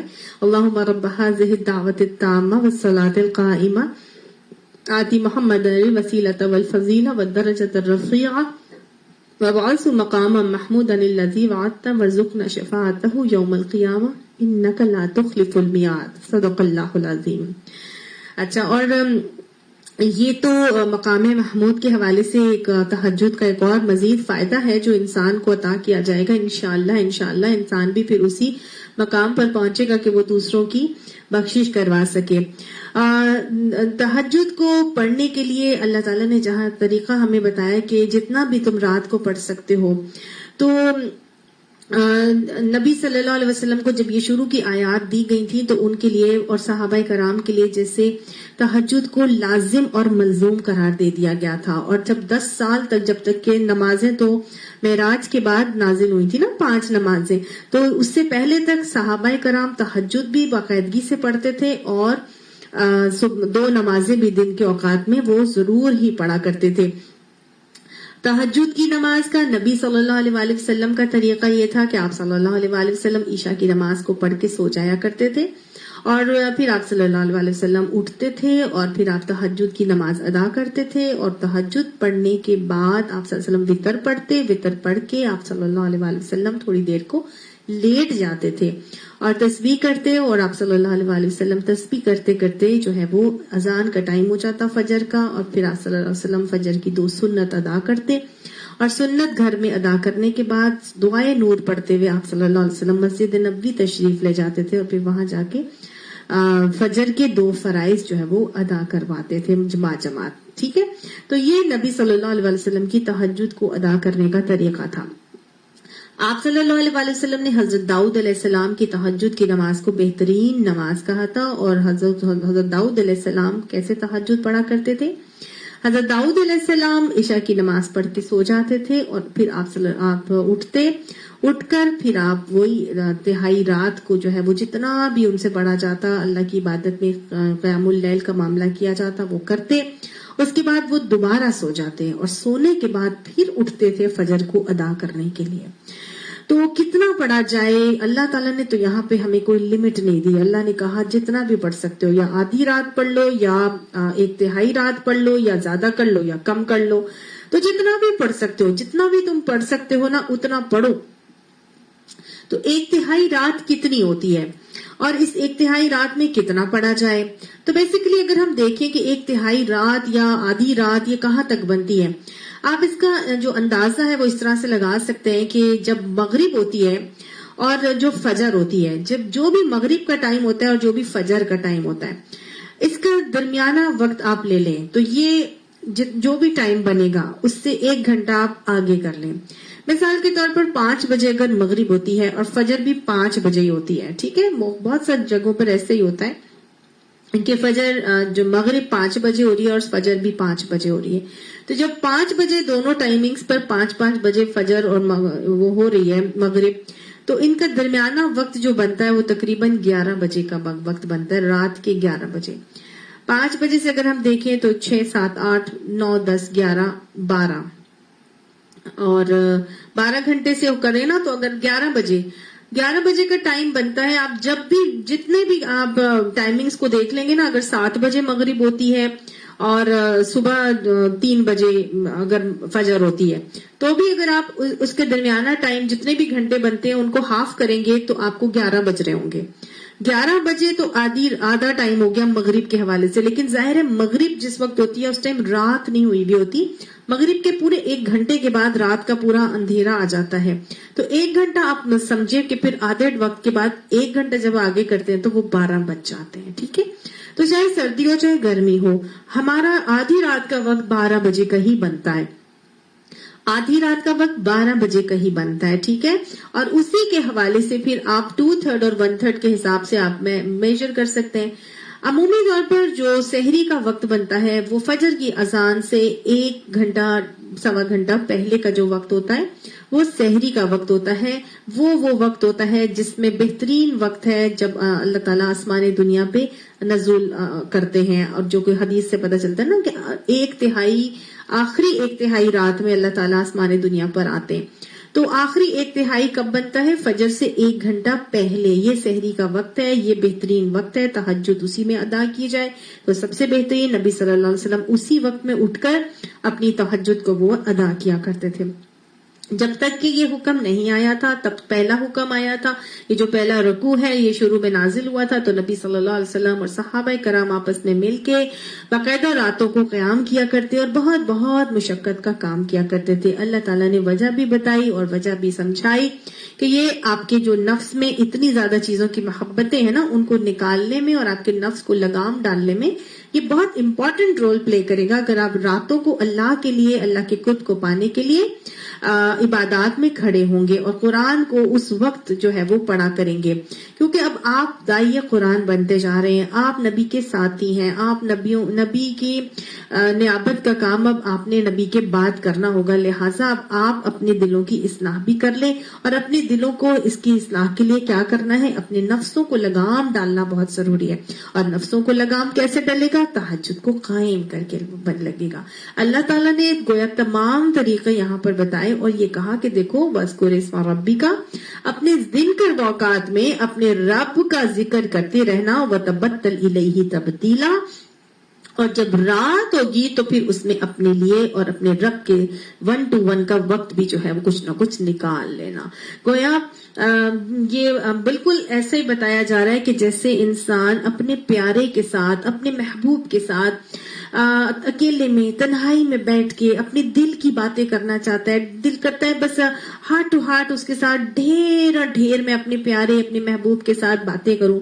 اپنی بہن بہت ہی اچھی لگتی ہے اور وہ بہت سالوں کے بعد ملی ہے، تو انسان کا کیا دل چاہتا ہے کہ میں بس بہت دن ہو گیا میرے اس سے تک بات نہیں کی ہے، میرا دل ہے کہ میں اپنی بہن کے ساتھ 1 to 1 پوری رات بیٹھ کے جی میں باتیں کروں گی. میں نے تو صرف اس کے ساتھ اب صرف پورے جو ہے نا وہ کوالٹی ٹائم اس کے ساتھ اسپینڈ کرنا ہے. تو جیسے کوالٹی ٹائم ہم اپنے پیاروں کے ساتھ دنیا میں گزارنا چاہتے ہیں، اپنے بچوں کے ساتھ گزارنا چاہتے ہیں، اپنے شوہر کے ساتھ گزارنا چاہتے ہیں، ہر انسان کا دل ہوتا ہے کہ وہ اپنے کسی لونگ ون کے ساتھ اچھی طرح 1 to 1 ہارٹ ٹو ہارٹ اس کے ساتھ ٹائم گزارے اور خاموشی سے تنہائی میں بیٹھ کے اس کے ساتھ بات چیت کرے. بس میرا اور اس کا ٹائم ہو، بس جیسے کچھ لوگ اپنی بہنوں کے ساتھ کرتے ہیں کہ بھائی بس ہفتے میں ایک دن جو ہے وہ بس میری بہن کا ہوگا اور میں اس کے گھر جاؤں گی یا وہ میرے گھر آئے گی اور ہمارا بس، اور اس دن ہم کہیں نہیں جاتے، کہیں نہیں ملتے. ایسے میں نے اپنی کلاس کے لیے کسی کو انوائٹ کیا کہ آپ میری کلاس میں آئے، فلاں دن ہے، میری فرائیڈے کو کلاس ہوتی ہے. تو انہوں نے کہا کہ دیکھیں فرائیڈے کو تو بس ہمارا نا بہنوں کا دن ہوتا ہے، ہم سب جو ہے نا وہ بہنیں مل کر اور ہم نے اپنے ابو کے طرف جانا ہوتا ہے اور وہ ہمارا وہ فیملی ٹائم ہوتا ہے، وہ ہم کہیں بھی نہیں جاتے، وہ ہفتے میں ایک دن ہوتا ہے جو ہم نے اپنے پیرنٹس کے ساتھ گزارنا ہوتا ہے. تو اس طرح ہر انسان جو ہے وہ اپنا کوالٹی ٹائم نکالتا ہے اور اس کام کے لیے وہ تمام سے امپورٹنٹ چیزیں بھی جو ہے وہ انسان چھوڑتا ہے، کرتا ہے نا انسان اسی طرح سے.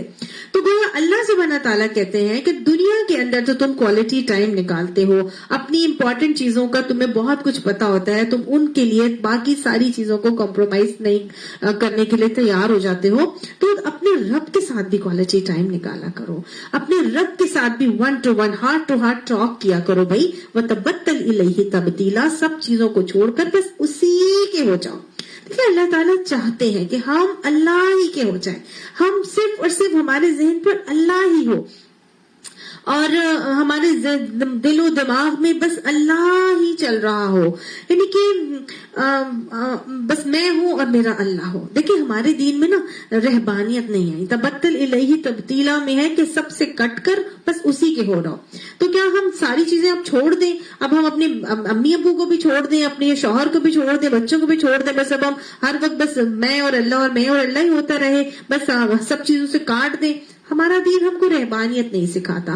ہم بارہا یہ چیز پڑھ چکے ہیں کہ ہمارے دین میں رہبانیت نہیں ہے. ہم نے ان چیزوں کے ساتھ رہتے ہوئے اپنی زندگی ایسے گزارنی ہے کہ دل ہاتھ کام کاج میں ہو اور دل اللہ کی یاد میں ہو. تو ہم جب دل اللہ کی یاد میں ہوگا نا تو آپ یقین مانیے ہمارا خود بخود دل کرے گا کہ ہم اللہ سے تنہائی میں بیٹھ کے 1 to 1 بات کریں، ہارٹ ٹو ہارٹ ہماری اللہ تعالیٰ سے کوئی نہ کوئی بات چیت ہو، ہم اللہ کو اپنا دوست بنائیں، ہم اللہ سے باتیں کریں، ہم اللہ سے کہیں، وہ ہمیں لگتا ہے کہ وہ ہمارا سن رہا ہے، وہ ہم سے کچھ کہہ رہا ہے. حضرت علی فرماتے تھے نا کہ جب میرا دل کرتا ہے کہ میں اللہ سے باتیں کروں تو میں نماز پڑھنا شروع کر دیتا ہوں، اور جب میرا دل کرتا ہے کہ اللہ مجھ سے باتیں کرے تو میں قرآن لے کے بیٹھ جاتا ہوں. بالکل ایسا ہی مومن کا حال ہوتا ہے. اس کو پتا ہوتا ہے کہ یہ اللہ میرے سے باتیں کر رہا ہے. نماز میں اس کو پتا ہوتا ہے کہ میں اللہ سے باتیں کر رہا ہوں. وہ 1 to 1 کام کرتا ہے. بالکل نبی صلی اللہ علیہ وسلم کا اگر ہم رویہ دیکھیں تو نبی صلی اللہ علیہ وسلم یہ تبتل الیہ تبتیلا کہ سب کو کٹ کر صرف اللہ ہی کے ہو رہا ہو، یہ کام کب کرتے ہوئے نظر آتے ہیں؟ غار حرا میں جب آپ صلی اللہ علیہ وسلم جایا کرتے تھے نبوت کے آنے سے پہلے، تو وہ کیوں جاتے تھے؟ وہ اللہ سے 1 to 1 ہونے کے لیے جاتے تھے. ان کو تھا کہ میں اللہ سے 1 to 1 اپنا کنیکشن بناؤں، اور جب تک انسان اللہ سے 1 to 1 کنیکشن نہیں بناتا وہ اللہ کے اسرار اور رموز تک نہیں پہنچ سکتا. یہ بہت ضروری ہے، اور یہ انسان کے اندر روحانیت کو لانے کے لیے بہت ضروری ہے. اللہ نے اپنے نبی کے ساتھ بھی نبوت کا معاملہ تبھی کیا تھا جب اللہ تعالیٰ کے نبی نے اللہ سے 1 to 1 کنیکشن کو قائم کیا تھا. تو اگر میں اور آپ چاہتے ہیں کہ اللہ تعالیٰ ہم سے ویسے ہی 1 to 1 کنیکٹڈ ہو جائے تو پھر ہمیں بھی تو اپنی ایفرٹ اس کے لیے دکھانی ہے نا. تو پھر اللہ تعالیٰ نے اپنی اس ایفرٹ کو دکھانے کے لیے ہمیں رات کا وقت بتا دیا اور رجا بتا دی کہ رات کے وقت اس لیے کہ دن کے اوقات میں تو تمہارے لیے بہت سارے کام ہیں, تمہارا تو ذہن بہت ساری چیزوں میں الجھا ہوگا.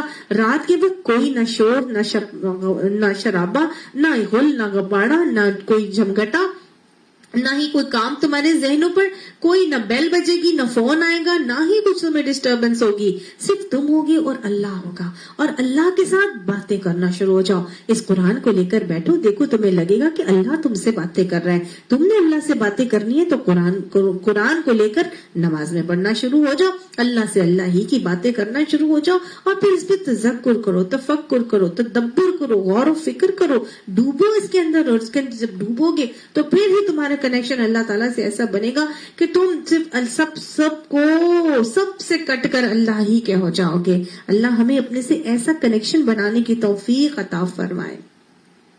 اچھا, تہجد کی جو نماز ہوتی ہے اس کے اندر کتنی رکعت پڑھنی چاہیے یہ بھی تھوڑا سا دیکھ لیتے ہیں.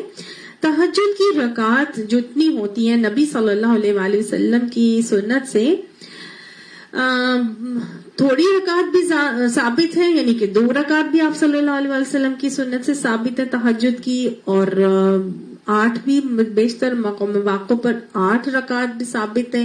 آپ صلی اللہ علیہ وسلم نے 20 رکعت نفل بھی تہجد کے ادا کیے ہیں. ٹھیک ہے, تہجد نبی صلی اللہ علیہ وسلم کے لیے فرض نماز تھی. یہ شروع میں یہ حکم بھی جو ہے وہ فرض کر کے ہی دیا گیا تھا, لیکن اس کے بعد جب 5 فرض نمازوں کا حکم آ گیا تو پھر اس تہجد کو نفل بنا دیا گیا, اور اس کے بعد کہہ دیا گیا جتنا آسانی کے ساتھ پڑھ سکتے ہو پڑھ لینا, اور کم سے کم 2 زیادہ سے زیادہ 20, اور اس کے بعد 3 وتر جو ہے وہ علیحدہ. تو یہ جو ہے وہ تہجد کی رکعات کا حساب کتاب ہے کہ جتنا جس نے پڑھنا ہے. اللہ تعالیٰ فرماتا ہے رب المشرقین والمغربی, رب المشرقی والمغربی, مشرق کا بھی وہ رب ہے اور مغرب کا بھی اللہ ہی رب ہے. لا الہ الا ہو, اس کے علاوہ کوئی معبود نہیں ہے, لہٰذا کیا کرو فاتخذہ وکیلا, بس اسی کو اپنا وکیل بنا لو, اسی کو اپنا کارساز بنا لو. تو گویا اگلا پوائنٹ یہ دیا جا رہا ہے کہ حسبنا اللہ و نعم الوکیل نعم المولا و نعم النصیر, یعنی اللہ ہی کے اوپر توکل کرو, اللہ ہی کو اپنا نگران کارساز بناؤ, وہی تمہارا مددگار ہے, اسی کے اوپر اپنا توکل قائم کرو, کیونکہ وہ رب مشرق کا رب بھی ہے اور مغرب کا بھی رب ہے, اور اس کے علاوہ اور کوئی معبود نہیں ہے. اور کیا کرو, جب تم دین کے راستے پر چلو گے, لوگوں کو دین کی طرف لانے لگو گے, اپنی اصلاح کر کے چلو گے, تم جب اللہ کو مان کے اللہ کی ماننے لگو گے تو دین کے گواہ بنو گے, دین کے اوپر عمل کرو گے, اپنے دین کے رنگ میں اپنے آپ کو رنگو گے اور دوسروں کو رنگنے کی کوشش کرو گے, تو پھر لوگ اعتراضات تو ضرور کریں گے, لوگ تمہارے اوپر باتیں ضرور بنائیں گے. جب لوگ تم پہ تنقید کریں گے, تمہیں تنقید کا نشانہ بنائیں گے, تو ان کی باتوں پہ دل تنگ مت کرنا, وصبر, اور صبر کرنا, بس ان کی باتوں پر صبر کرنا. ما یقولون, جو وہ کہتے ہیں, جو وہ تم پر باتیں کریں گے, تنقید استہزاء تذیق کا معاملہ تمہارے ساتھ کریں گے, تم کیا کرنا, وصبر, صبر سے چلتے رہنا. لاما یقولون, جو وہ کہتے ہیں, وہجرہم, اور ان سے علیحدہ ہو جاؤ, حجرن جمیلا, بہت ہی شرافت کے ساتھ, اچھی طرح سے ان کے ساتھ الگ ہو جاؤ, یعنی کسی سے الجھنے کی ضرورت نہیں ہے. پیچھے بھی ہم نے پڑھا, اللہ تعالیٰ حکم دیتے ہیں وصبر لحکم ربک, اللہ کے حکم, اپنے رب کے حکم کے آنے تک صبر کرتے رہنا, کسی سے الجھنے کی ضرورت نہیں ہے. وصبر حتی یأتی الیقین, اس وقت تک صبر کرو جب تک کہ موت کا وقت نہ آ جائے, یعنی اللہ کا حکم نہ آ جائے یا موت نہ آ جائے, یعنی کہ کنٹینیوٹی کے ساتھ صبر کرنے کا حکم دیا جا رہا ہے. ہر وقت کی صبر کا دامن ہاتھ سے تھامے رکھنا, کسی کی باتوں پہ دل تنگ ہونے کی ضرورت نہیں ہے, کسی سے الجھنے کی ضرورت نہیں ہے, بلکہ وہجرہم حجرن جمیلا, جمال کے ساتھ ان سے الگ ہو جاؤ. جمال کے ساتھ ان سے الگ ہونا, تمہیں ان کی باتیں تکلیف دیں گی تو کوئی بات نہیں, رات کے وقت اپنی بیٹری کو چارج کرنے کے لیے قیام اللیل کا اہتمام کرو, اللہ کے حضور سجدہ ریز ہو کے ساری کی ساری باتیں جو دل میں ہیں اللہ سے کہہ دو, 1 to 1 کا بات کر لو گے, اپنے دل کے بوجھ سارے اللہ کے ساتھ ہلکے کر لو, کسی دوسرے کو بتانے کی ضرورت نہیں ہے, کسی دوسرے سے شیئر کرنے کی ضرورت نہیں ہے کہ اپنی شوہر کو بتایا جا رہا ہے، اپنی ماں باپ کو بتایا جا رہا ہے، اپنی بہنوں کو بتایا جا رہا ہے، کسی کو بتانے کی ضرورت نہیں ہے. 1 to 1 اللہ کے ساتھ ہو جاؤ، تمہارے لیے یہی کافی ہے. اللہ بہترین کارساز ہے، اللہ کو ساتھ مدد مانگو، اللہ ہی کے ساتھ اپنی باتیں 1 to 1 کر کے کرو. صبر کرنا بھی آسان ہوگا اور ان سے نمٹنا بھی آسان ہو جائے گا، کیونکہ اللہ تعالیٰ نے فرمایا وَذَرْنِي وَالْمُكَذِّبِينَ، اور چھوڑ دو مجھے اور جھٹلانے والوں کو، اولی نعمت، جن کو نعمتیں دی گئی ہیں، وَمَهِّلْهُمْ قَلِيلًا، اور انہیں کچھ ذرا سی دیر کے لیے اسی حالت پر رہنے دو. گویا اللہ نے کہا کہ ان کی مہلت قلیل ہے، ان کو چھوڑ دو، ان کو اسی حالت پہ رہنے دو. یہ تو جو اولو نعمت لوگ ہیں جن کو نعمتیں عطا کی گئی ہیں، جن نعمتوں کی وجہ سے وہ تکبر کے مارے ہو کر تمہیں جھٹلاتے ہیں، ان کا کام مجھ پر چھوڑ دو، میں سبھی کو نمٹ لوں گا. اور عمومی طور پر ہم دیکھتے ہیں کہ دین کی دعوت کی مخالفت عمومی طور پر الملؤ ہی کرتے ہیں. وہ جو کھاتا پیتا مترفین کا طبقہ ہوتا ہے نا، ہر دور میں ایسا ہی رہا. نبیوں کی ہمیشہ ایسے ہی طبقے نے مخالفت کی، دین کے دائیوں کی بھی ہمیشہ ایسے ہی لوگوں نے مخالفت کی. تو اللہ نے کہا کہ دیکھو یہ لوگ جو اپوز کریں گے، جھٹلائیں گے تمہیں، تو ان کو تم چھوڑ دو. عام طور سے یہ ہم بارہا دیکھ چکے ہیں کہ کھاتے پیتے طبقہ کیوں دین کی مخالفت کرتا ہے، کیونکہ ظاہر ہے ان کو دین پہ آنے کی وجہ سے دین ہمیشہ انصاف کا علمبردار ہوتا ہے، اور وہ نیچے والے کو اوپر لاتا ہے، اور اوپر والوں کو اپنی بہت ساری سہولیات اور اپنی بہت نعمتوں کو چھوڑنا پڑتا ہے، اپنی طاقت کو اللہ کے لیے سرنڈر کرنا پڑتا ہے جس کو وہ کرنا نہیں چاہتے. تو اس کی وجہ سے وہ ہمیشہ اپنی خواہشوں کے گلے گھونٹنے سے گریزاں رہتے ہیں، نہیں چاہتے، وہ نہیں چھوڑنا چاہتے اپنی عیاشیاں، تو وہ دین کے دائیوں کو ہی جھٹلانا شروع کر دیتے ہیں. تو اللہ تعالیٰ نے کہا کہ دیکھو ان سے نمٹنے کا کام مجھ پر چھوڑ دو. ان لدینا انکالن، بے شک ہمارے پاس ان کے لیے کیا ہے، انکالن ہے، بھاری بیڑیاں ہیں، وجحیما، اور بھڑکتی ہوئی آگ ہے. اللہم اجرنا من النار. اللہ نے کہا یہ جو جھٹلا رہے ہیں نا، دیکھیں کیسے اللہ نے تسلی دی کہ دیکھو یہ جو جھٹلا رہے ہیں نا، تمہارا کام کیا ہے، وما علینا الا البلاغ، تمہارا کام صرف پہنچا دینا ہے، باقی سارا میرا کام ہے. لست علیہم بمسیطر، تمہیں ان کے اوپر داروغہ بنا کر نہیں بھیجا گیا، ڈنڈے پہ کروانا تمہارا کام نہیں، تم نے تو صرف انہیں بتانا تھا. لہٰذا تم دعوت دے رہے ہو، یہ نہیں مان رہے، یہ اپوز کر کے چل رہے ہیں، تمہیں تنگ کرتے ہیں، تمہیں دکھ دیتے ہیں، اذیتیں دیتے ہیں، انہیں چھوڑ دو، میں ان کو دیکھ لوں گا. میں ان کے لیے میرے پاس بھاری بیڑیاں بھی ہیں اور بھڑکتی ہوئی آگ بھی ہے، اور کھانے کے لیے کیا ہے، وطعامن، اور کھانا، ذا غصۃ، حلق میں پھنسنے والا، وعذابا الیما، اور دردناک عذاب ہے. اللہم لا تجعلنا منہم. اللہ نے بتایا کہ دیکھو انہوں نے دنیا میں لوگوں کو تانے دیا کرتے تھے، ان کے لوگوں دین کی باتیں ان کے حلق سے نہیں اترتی تھی. آج ان کو ایسا کھانا دیا جائے گا جو ان کے حلق میں پھنس جائے گا اور ان کے حلق سے وہ نگلا نہیں جائے گا. ذا غصہ کہتے ہیں حلق میں پھنسنے والا، یعنی ایسا شدید، یا تو گرم ہوگا یا کھولتا ہوگا یا کانٹے دار ہوگا یا بدبودار ہوگا یا کچھ بھی ہوگا. بہرحال نگلنا ان کے لیے بڑا مشکل ہو جائے گا. وہ پینا کھانا چاہیں گے لیکن وہ نہیں کھا سکیں گے. آج قرآن اور حدیث کی باتیں نہیں نا اترتی ان کے حلق سے، تو بس ایسا ہی ان کے ساتھ اس دن معاملہ ہوگا. اللہ حضور صلی اللہ علیہ وسلم نے فرمایا کہ قریب میری امت میں کچھ لوگ ایسے ہوں گے جو قرآن کو مزے لے لے کر پڑھیں گے، لیکن ان کا حال یہ ہوگا کہ ان کے حلق سے کچھ نیچے نہیں اترے گا، یعنی قرآن ان کے حلق سے نیچے اتر کر ان کی جسم کا حصہ نہیں بنے گا. گویا یہ کہ قرآن کو پڑھتے تو ہوں گے لیکن قرآن پہ عمل نہیں کر رہے ہوں گے. تو اللہ تعالیٰ فرماتے ہیں یہ دین سے ایسے نکل جائیں گے جیسے تیر کمان سے نکل جاتا ہے. اللہم لا تجعلنا منہم. اللہ قرآن کے ہر ہی حکم کو ہمیں اپنے اندر جذب کرنے کی توفیق عطا فرمائے اور وہ ہر حکم ہمارے عمل کا حصہ بنے اور ہمارے عمل سے اس بات کا ثبوت مل جائے کہ ہم اللہ کو مانتے ہیں، اللہ کی ماننے والے ہیں، اور ہم صادقین بھی ہیں اور ہم قانتین اور مستغفرین بھی ہیں اور منفقین لوگوں میں بھی ہم شامل ہیں. اللہ ہمیں یہ باتیں سمجھ کر اور ان پر عمل کرنے کی توفیق عطا فرماتے ہیں. اللہ تعالیٰ کے فرماتے ہیں یوم ترجف الارض، دن کے ہلا ماری جائے گی زمین، والجبال، اور پہاڑ، وکانت الجبال کثیبا مہیلا، اور پہاڑ ایسے ہو جائیں گے کہ جیسے بکھرے ہوئے ریت کے ڈھیر ہو جائیں. کوئی اللہ تعالیٰ نے قیامت کا نظارہ دیا کہ دیکھو یہ سب کچھ ایسا ہوگا کہ جب جو پہاڑ ہیں جو وہ بالکل ایسے ہو جائیں گے جیسے ریت کے ڈھیر ہیں، بکھرے ہوئے ہیں، اور زمین اس دن ہلا ماری جائے گی. جیسے کہا جاتا ہے، مہیلا کہتے ہیں کہ ایسا ریت کا ٹیلا جس پر کھڑا ہو تو بھر جائے، اور کسیبہ لمبے لمبے سینڈ ڈیونز کو کہا جاتا ہے. تو گویا زندگی کی بے ثباتی اور آخرت کی زندگی کے عذاب کا اللہ تعالیٰ بتا رہے ہیں کہ یہ جو چیزیں تمہیں بہت زیادہ پاورفل لگتی ہیں، بہت اسٹرانگ لگتی ہیں، یہ سب اپنی حیت، اپنی حیثیت کو کھو دیں گی. تو یہ تو سب چیزیں اپنی حیت، اپنی ساخت، اپنی حیثیت کو کھو دیں گی. تو پھر تمہیں کیا کرنا چاہیے؟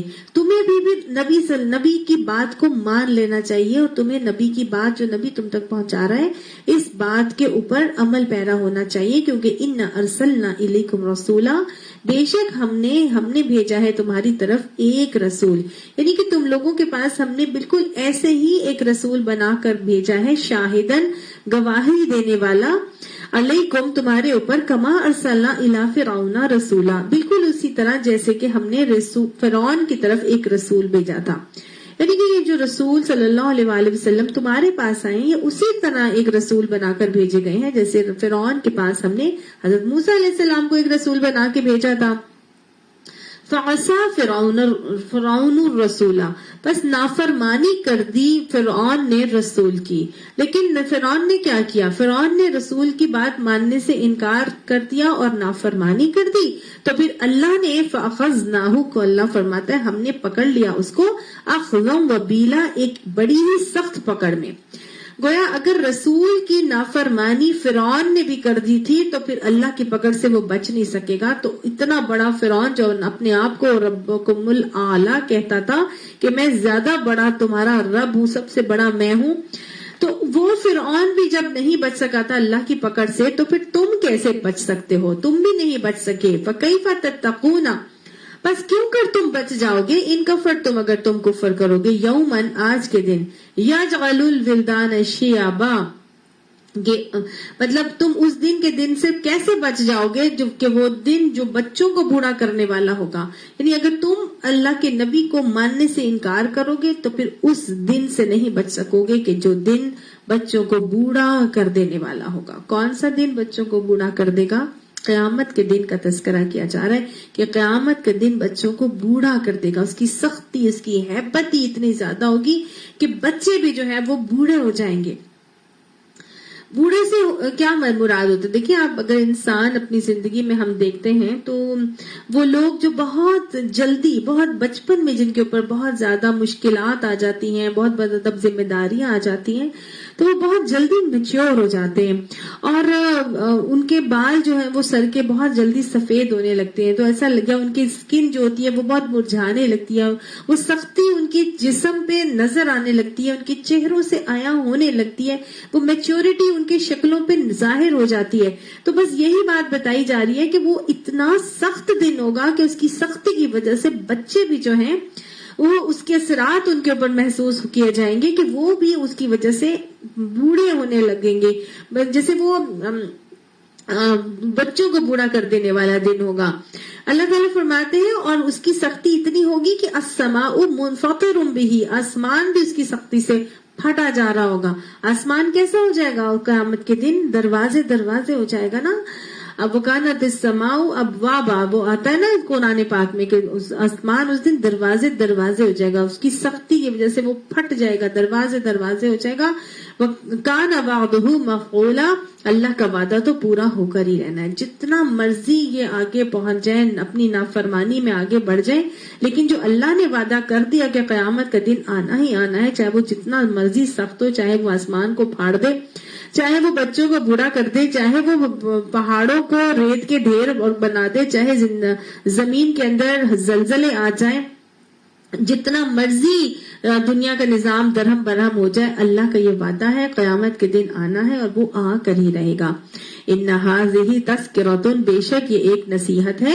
فمن شاء اتخذ الی ربہ سبیلا، بس جس کا دل چاہے اپنے رب کی طرف جانے کا راستہ اختیار کر لے. تو یہاں تک تو ہوا پہلا رکوع ختم. اب دوسرا رکوع شروع ہو رہا ہے جس میں اللہ تعالیٰ نے اب طریقہ بتایا اور بتا دیا کہ ان ربک یعلم، بے شک تمہارا رب جانتا ہے، انک تقوم ادنا من ثلثی اللیل، یہ کہ تم کھڑے ہوتے ہو قریب قریب 2/3 رات میں، وَنِصْفَهُ اور آدھی رات، وَثُلُثَهُ اور 1/3، وَطَائِفَةٌ مِّنَ الَّذِينَ مَعَكَ اور ایک گروہ تمہارے ساتھ تمہارے میں سے. یعنی کہ اللہ تعالیٰ کو نبی صلی اللہ علیہ وسلم کو فرما رہے ہیں کہ دیکھو نبی تمہارا رب جانتا ہے کہ تم کبھی 2/3 رات کے قریب کھڑے ہوتے ہو قیام اللیل میں، کبھی آدھی رات، کبھی 1/3 رات عبادت کے لیے کھڑے ہو جاتے ہو، اور تمہارے ساتھیوں میں سے بھی ایک گروہ صحابہ کرام کا یہ عمل کرتا ہے. تو واللہ یقدر اللیل والنہار، اور اللہ تعالیٰ کو زیادہ اندازہ رکھتا ہے رات کا اور دن کا، مطلب اللہ ہی رات اور دن کے اوقات کا حساب رکھتا ہے، اس کو معلوم ہے، وہ زیادہ علیمہ، وہ زیادہ جانتا ہے. اللہ توصوہ، کہ تم ہرگز بھی شمار نہیں کر سکتے، یعنی کہ تم اوقات کا صحیح اندازہ نہیں لگا سکتے. اللہ ہی ہے جو اوقات کا صحیح اندازہ لگاتا ہے، تم نہیں لگا سکتے. ظاہر ان کے پاس کوئی گھڑیاں تو ہوتی نہیں تھی کہ ایگزیکٹ منٹس یا گھنٹوں کا وہ حساب لگا سکتے. تو اللہ تعالیٰ نے کہا دیکھو یہ اللہ ہی تمہارے اوقات کا صحیح حساب رکھتا ہے، اللہ جانتا ہے کون کتنا کھڑا ہو رہا ہے. اب صحابہ کرام کے اوپر ظاہر ہے اس کی وجہ سے مشقت بھی ہوتی تھی، دن بھی اپنا جو ہے نیکی کے اعمال میں لگا رہے ہیں، دعوت اور تبلیغ میں لگا رہے ہیں، اور مشکلات کو برداشت کر رہے ہیں، مصائب کو جھیل رہے ہیں، لیکن راتوں کو بھی وہ تہجد کے لیے کھڑے ہو رہے ہیں. تو کوئی کتنا ہوتا تھا، کوئی کتنا ہوتا تھا. اب ان لوگ پریشان ہوتے تھے کہ ہم زیادہ نہیں ہو سکے یا ہم کم ہو گئے. جو میں نے آپ کو بتایا نا یہ نمازیں فرض ہونے سے 5 نمازیں فرض ہونے سے پہلے کا وقت تھا. تو یہ جیسا سعید بن جبیر نے بتایا کہ اب یہ دوسرا رکوع شروع ہو گیا. تو دوسرا رکوع کب نازل ہوا تھا؟ 10 سال کے بعد. اب یہاں پہ معراج سے میں 5 نمازیں بھی فرض ہو گئی تھی. تو پھر اللہ تعالیٰ نے پھر کیا فرمایا کہ فتاب علیکم، لہٰذا اس نے تم پر مہربانی کی، وہ پلٹا، تمہاری توبہ قبول کر لی. فقرؤ، بس پڑھ لو، ما تیسر من القرآن، جو آسانی سے میسر ہو قرآن میں سے پڑھ لیا کرو. یعنی جتنا بھی تم قرآن پڑھ سکتے ہو پڑھ لو. کوئی وہ کمپلشن ہٹا دی گئی. اللہ نے جن کو دیکھنا تھا ان کی راتوں کی عبادت کو دیکھ بھی لیا، اور اللہ نے اب یہ کمپلشن ہٹا دی. اور اللہ تعالیٰ نے کہا کہ راتوں کو پھر تم کیا کرنا، فقرؤ ما تیسر من القرآن، جتنا قرآن آسانی سے پڑھ سکتے ہو پڑھ لیا کرو. کیوں اللہ تعالیٰ نے یہ آسانی دے دی؟ دیکھیں اللہ تعالیٰ نے راتوں کو، آج ہمارے یہاں راتوں کو جاگتے ہیں اور راتوں کو جاگ کر پوری فیس بک پر چیٹنگ ہو رہی ہے، اور سناؤ کے پیکیجز لگائے جا رہے ہیں، اور فیس بک کے اوپر پورا کا پورا ٹائم جو ہے وہ گزرنے کا پتہ ہی نہیں چلتا. پورا دن پوری گھنٹے گزر جاتے ہیں اور ہم اسی میں مصروف رہتے ہیں اور ہمیں پتہ ہی نہیں چلتا. اللہ نے کہا نہیں، دیکھو اگر رات کو تم نے پڑھنا ہے نا تو پھر جاگنا ہے تو پھر تم قرآن کو پڑھو گے، اور اتنا پڑھو گے جتنا تم پڑھ سکتے ہو. کیونکہ علیم ان سیکون منکم مرضی، کیونکہ جانتا ہے یہ کہ ہوں گے تم میں سے کچھ لوگ مریض. کچھ مریض بھی تو ہوں گے نا دن بھر میں. اب وہ مریض ہیں اور وہ رات کو نہیں جاگ سکتے، بڑی مشکل سے اپنا دن کا ٹائم گزارتے ہیں. تو ان کو رات کو ان کو جسم کا بھی ان کے اوپر حق ہے، جسم کا بھی حقوق ہے، وہ ادا کرنے ان کو ضروری ہے. تو بیلنس قائم بھی کرنا ضروری ہے. کچھ دن بھر میں اتنا زیادہ جو ہے وہ اپنا لگے ہوتے ہیں کہ رات کو ان سے جاگا ہی نہیں جاتا، اور وہ رات کو اپنے آپ کو تھوڑا سا فریشن اپ کرنے کے لیے تاکہ اگلا دن جو ہے وہ ان کا بہتر طریقے سے گزر جائے. اب جیسے ہم حج پہ بھی دیکھتے ہیں کہ جس دن طواف زیارہ کیا جاتا ہے، عرفات کا دن گزارنے کے بعد جو مزدلفہ کی رات ہوتی ہے، اس میں خصوصی طور پر نبی صلی اللہ علیہ وآلہ وسلم نے تہجد کی نماز نہیں پڑھی تھی. سونے کا حکم ہے وہاں خاص طور سے، اس لیے کہ اگلا دن بہت زیادہ مشقت والا دن ہے. اس دن رمی بھی کرنی ہے، اس دن طواف بھی کرنا ہے، اس دن جو ہے وہ قربانی بھی کرنی ہے جو 10 ذی الحج کا دن ہوتا ہے. تو بہت سارے مشقت والے کام ہیں. تو اس وجہ سے اس دن کی تہجد کو ختم کیا گیا. نبی صلی اللہ علیہ وآلہ وسلم نے صرف اس رات کو تہجد نہیں پڑھی تھی کیونکہ اگلا دن بہت زیادہ مشقت والا دن تھا. تو ہر طرح ہمارا دین ہمیں ہر طرح سے آسانی دیتا ہے.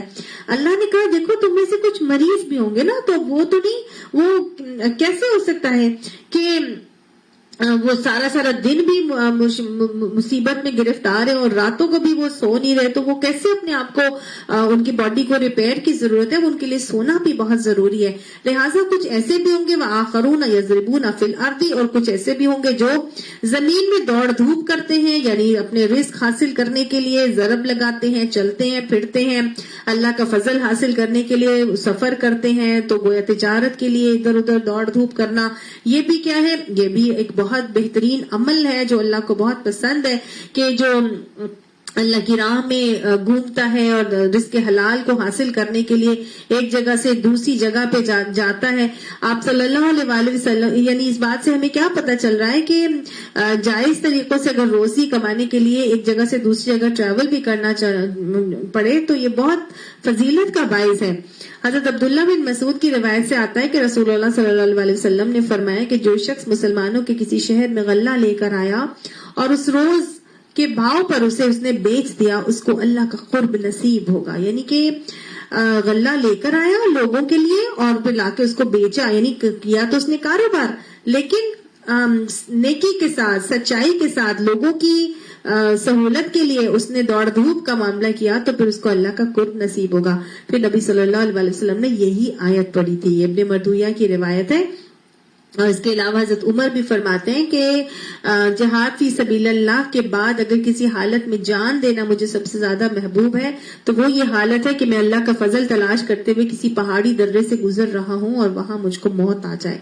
और फिर उन्होंने यही आयत पढ़ी थी। ये बेकी की आयत है और शुअबुल ईमान में आती है। तो बहरहाल बहुत ही खूबसूरत मामला है कि अगर अल्लाह की राह में अल्लाह के फजल को तलाश करने के लिए जो लोग सफर कर रहे होते हैं, वो भी तो सारे दिन की मुशक्कत कर रहे होते हैं ना, तो वो रातों को अगर वो नहीं भी जाग सकते तो जाहिर है ये भी एक मजबूरी है कि फिर उनको अगले दिन भी ट्रैवल करना है, तो फिर वो रात को अगर वो रात को सिर्फ सो भी रहे होते हैं तो वो भी एक इबादत ही का मामला है कि वो अपने जिस्म को रिपेयर करने के लिए वक्त देते हैं और फिर उसके बाद वो अगले दिन को पिछले दिन से बेहतर मजीद बनाने के लिए कोशा होते हैं। तो ये भी अगर इस नियत से भी अगर सोया जाए तो ये भी क्या है, ये भी फिर सोना भी इबादत बन जाता है। और तीसरी चीज उन्होंने अल्लाह ताला फरमाते हैं कि वह आखरून युकातिलूना फी सबीलिल्लाह, और कुछ लोग ऐसे भी हैं जो अल्लाह की राह में जंग करते होंगे। तो गोया मुख्तलिफ तरीकों के मुख्तलिफ काम करने वाले लोग तो दुनिया में मौजूद रहेंगे ना, हर दौर में ही होंगे। कुछ तिजारत के लिए दौड़ धूप कर रहे होंगे, कुछ अल्लाह की राह में जंग के लिए, जिहाद के लिए कोशा होंगे, कुछ बेचारे मरीज भी होंगे। तो फिर हर कोई फारिग तो नहीं होके बैठा होगा। तो अल्लाह ताला ने फरमाया फ़क़रऊ मा तयस्सर मिन्हु, पर जितना कुरान आसानी से पढ़ा जाए बस उतना कुरान पढ़ लिया करो। तो गोया हमारे दीन में ला इकराह फिद्दीन, कोई जबरदस्ती नहीं है, कोई तंगी नहीं है। अल्लाह ने तहज्जुद का हुक्म तो दिया, लेकिन उसके बाद फिर जब ये आयात नाजिल हुई तो अल्लाह ताला ने इसको नफिल बना दिया और कह दिया कि ये नफिल नमाज है, जितना कर सकते हो आसानी के साथ कर सकते हो, इसको कर लिया करो, लेकिन करा जरूर किया करो, क्योंकि तुम्हारे नफ्स पे काबू पाना तुम्हारे लिए इसी को पकड़कर आसान होगा अगर तुम तहज्जुद को अपना मामूल बना लोगे। एक सहाबी आए, उन्होंने आप सल्लल्लाहु अलैहि वसल्लम से पूछा, या रसूलुल्लाह सल्लल्लाहु अलैहि वसल्लम हम पर दिन में कितनी नमाजें फर्ज है? तो आप सल्लल्लाहु अलैहि वसल्लम ने फरमाया कि तुम पर दिन में 5 नमाजें फर्ज हैं। उसने पूछा कि क्या इसके अलावा भी मुझ पर कोई नमाजें फर्ज हैं? तो आपने फरमाया कि नहीं, इल्ला ये कि इससे जायद तुम अपनी खुशी से ही पढ़ लो, और यही वो नफिल नमाजें जो तहज्जुद है, इशराक है, फिर चाश्त है, अव्वाबीन है, इस्तगफार है, शुक्राने के नवाफिल, हाजत के नवाफिल, ये सब क्या है? ये सब 5 नमाजों के अलावा नफिल नमाजें हैं। जो जितना पढ़ना चाहता है उसको इसकी इजाजत है, जितना वो अपनी खुशी से पढ़ सकता है उसको उसकी जरूर पढ़े, उसका अजर ही उसको मिलना है। और ये बेहतरीन नमाजें हैं जो इंशाअल्लाह इंसान को बहुत दर्जे देने वाली हैं और अल्लाह का कुर्ब भी हासिल करवाने वाली हैं। अल्लाह ताला हमें नफिल नमाजों के इहतमाम की भी तौफीक अता फरमाए। अल्लाह ने फरमाया कि देखो, जितना भी तुम कुरान आसानी के साथ पढ़ सकते हो पढ़ना जरूर, वक़ीमुस्सलात, और बाकी जो नमाजें तुम्हारे ऊपर अल्लाह ने फर्ज किए ना उनको कायम करो, यानी खुद भी नमाजें पढ़ो और आगे भी उनका क़याम करो। आगे आगे नमाजों को अपने मातहतों में, अपने बच्चों में, अपने इलाके में, अपने लोगों में नमाजों को कायम करने की कोशिश करो। और क्या करो? आतो ज़कात, और ज़कात को दो। لیکن قرآن ضرور پڑھنا ہے. وَأَقْرِضُ اللَّهَ قَرْضًا حَسَنًا، اور اللہ کو اچھا قرض دیتے رہو. گویا انفاق فی سبیل اللہ بھی کیا کرو. جانوں مالوں سے جنت کے سودے کرنے ہیں مومن نے، لہٰذا انفاق فی سبیل اللہ کے لیے اللہ کو قرض حسنہ ضرور دیا کرو، کیونکہ اللہ کو تم جو بھی دو گے، وما تقدموا لانفسکم، جو آگے بھیجو گے تم اپنی جانوں کے لیے، من خیرن بھلائی میں سے، تجدوہ عند اللہ، اللہ کے پاس پاؤ گے. جو نیک عمل ہم اللہ کے ہاں بھیجیں گے اللہ کے ہاں موجود پائیں گے. ہوا خیر و اعظم اجرا، وہی بہتر ہے اور وہی اعظم اجر دینے والا ہے، وہی بہتر بڑا اجر دینے والا ہے. بخاری اور مسلم میں ایک واقعہ آتا ہے اعظم اجرا کے حوالے سے کہ آپ صلی اللہ حضرت عبداللہ بن مسعود کی روایت سے آتا ہے کہ ایک مرتبہ رسول اللہ صلی اللہ علیہ وسلم نے پوچھا کہ تم میں سے کون ہے جس کو اپنا مال اپنے وارث کے مال سے زیادہ محبوب ہے. تو لوگوں نے عرض کیا کہ یا رسول اللہ صلی اللہ علیہ وسلم، ہم میں سے کوئی بھی ایسا نہیں ہے جسے اپنا مال اپنے وارث کے مال سے زیادہ محبوب نہ ہو. یعنی کہ ہمیں تو اپنا مال سب سے زیادہ محبوب ہے، وارث نے تو جو لینا ہے ٹھیک ہے، لیکن اپنا مال ہمیں وارث کے مال سے زیادہ محبوب ہے. ہم میں سے کوئی ایسا نہیں ہے جس کو اپنا مال محبوب نہیں ہے وارث کے مال سے. تو آپ صلی اللہ علیہ وسلم نے فرمایا اعلموا ما تقولون، سوچ لو کہ تم کیا کہہ رہے ہو. تو لوگوں نے عرض کیا کہ یا رسول اللہ صلی اللہ علیہ وسلم، ہمارا حال تو واقعی یہی ہے، یعنی ہمیں اپنا مال اپنے وارث کے مال سے زیادہ پیارا ہے. اور ہر کسی کو ایسا ہی ہوتا ہے، اپنا مال بہت پسند ہوتا ہے انسان کو، باقی وارث کو تو جو ملنا ہے وہ ملنا ہے، تو اس کے مرنے کے بعد ہی ملنا ہے، لیکن اپنے مال کے لیے انسان کیا کیا نہیں کرتا. تو آپ صلی اللہ علیہ وسلم نے اس کے بعد فرمایا کہ تمہارا اپنا مال تو وہ ہے جو تم نے اپنی آخرت کے لیے آگے بھیج دیا، اور جو کچھ تم نے روک کر رکھا تو وہ وارث کا مال ہے، یعنی آخرت کے لیے جو بھیجا ہے اصل مال ہمارا وہ ہے. تو وما تقدموا لانفسکم من خیر تجدوہ عند اللہ، جو تم آگے بھیجو گے تم اللہ کے ہاں پاؤ گے. کم سے کم اللہ تعالیٰ نے 700 گنا کا وعدہ سورہ بقرہ میں فرمایا ہے. تو لہٰذا سمجھدار کون ہے؟ پھر آپ صلی اللہ علیہ وسلم نے فرمایا تھا الکیسو من دانا نفسہ وعمل لما بعد الموت، عقل مند وہ ہے جو اپنے نفس کو قابو میں رکھتا ہے اور موت کے بعد کے لیے عمل کرتا ہے. اللہ ہمیں موت کے بعد کے لیے عمل کرنے کی توفیق عطا فرمائے، کیونکہ اللہ نے فرمایا ہوا خیر و اعظم اجرا، وہی بہتر بھی ہے اور وہی اجر بھی زیادہ دینے والا ہے. واستغفر اللہ، اور اللہ سے بخشش طلب کرو. ان اللہ غفور الرحیم، بے شک اللہ بخشنے والا رحم کرنے والا ہے. اللہم اغفر لنا وللمؤمنین والمؤمنات والمسلمین والمسلمات. اللہ سبحانہ تعالی ہم نے جو بھی کیا اللہ اس کو ہماری چھوٹی چھوٹی نیکیوں کو بڑھا چڑھا کے قبول فرما لیجئے. اللہ سبحانہ تعالی آپ حلال مال سے خرچ کیا ہوا مال اپنے دائیں ہاتھ سے پکڑتے ہیں اور اس کو بڑھا چڑھا کے احد پہاڑ کے جتنا بنا دیتے ہیں. اللہ سبحانہ تعالیٰ چھوٹی چھوٹی ہماری نیکیوں کو اللہ سبحانہ تعالیٰ بڑھا چڑھا کے قبول فرما لیجئے. اور اللہ سبحانہ تعالیٰ جو ہم نے گناہ کیے اللہ سبحانہ تعالیٰ ان سے صرف نظر کر کے اللہ ہمیں بخشش عطا فرما دیجئے. اللہ ہم سب کو ایسا بنا دیجئے کہ ہم آپ کو پسند آ جائیں. یا رحیم یا ذو الجلال والاکرام، جو پڑھا ہے اللہ اس کو ہمارے دلوں میں اتار دیجئے. اللہ اس پر عمل کرنا ہمارے لیے آسان بنا دیجئے. اللہ ہمیں راتوں کو نمازیں اور عبادت کرنے کی توفیق عطا فرمائیے. اللہ راتوں کی عبادات کو قبول فرمائیے، اس میں استقامت عطا فرمائیے. اللہ سبحانہ تعالیٰ راتوں کو اٹھ کر قرآن پاک کی بہترین انداز میں تلاوت کرنے کی توفیق بھی عطا فرمائیے. اللہ ہمیں اور ہماری اولادوں کو دین کے کاموں کے لیے چن لیجیے. اللہ ہمارے دن کے اعمال کو سنوار دیجیے تاکہ ہماری رات کے اعمال سنور جائیں. اللہ اس میں ہماری مدد فرمائیے. اللہ سبحانہ تعالیٰ جو کرتے ہیں اس کو قبولیت کے درجے عطا فرمائیے. وآخر دعوانا ان الحمد للہ رب العالمین. صدق اللہ العظیم. آمین ثم آمین. سبحانك اللهم وبحمدك نشهد ان لا اله الا انت نستغفرك ونتوب اليك. آمین ثم آمین.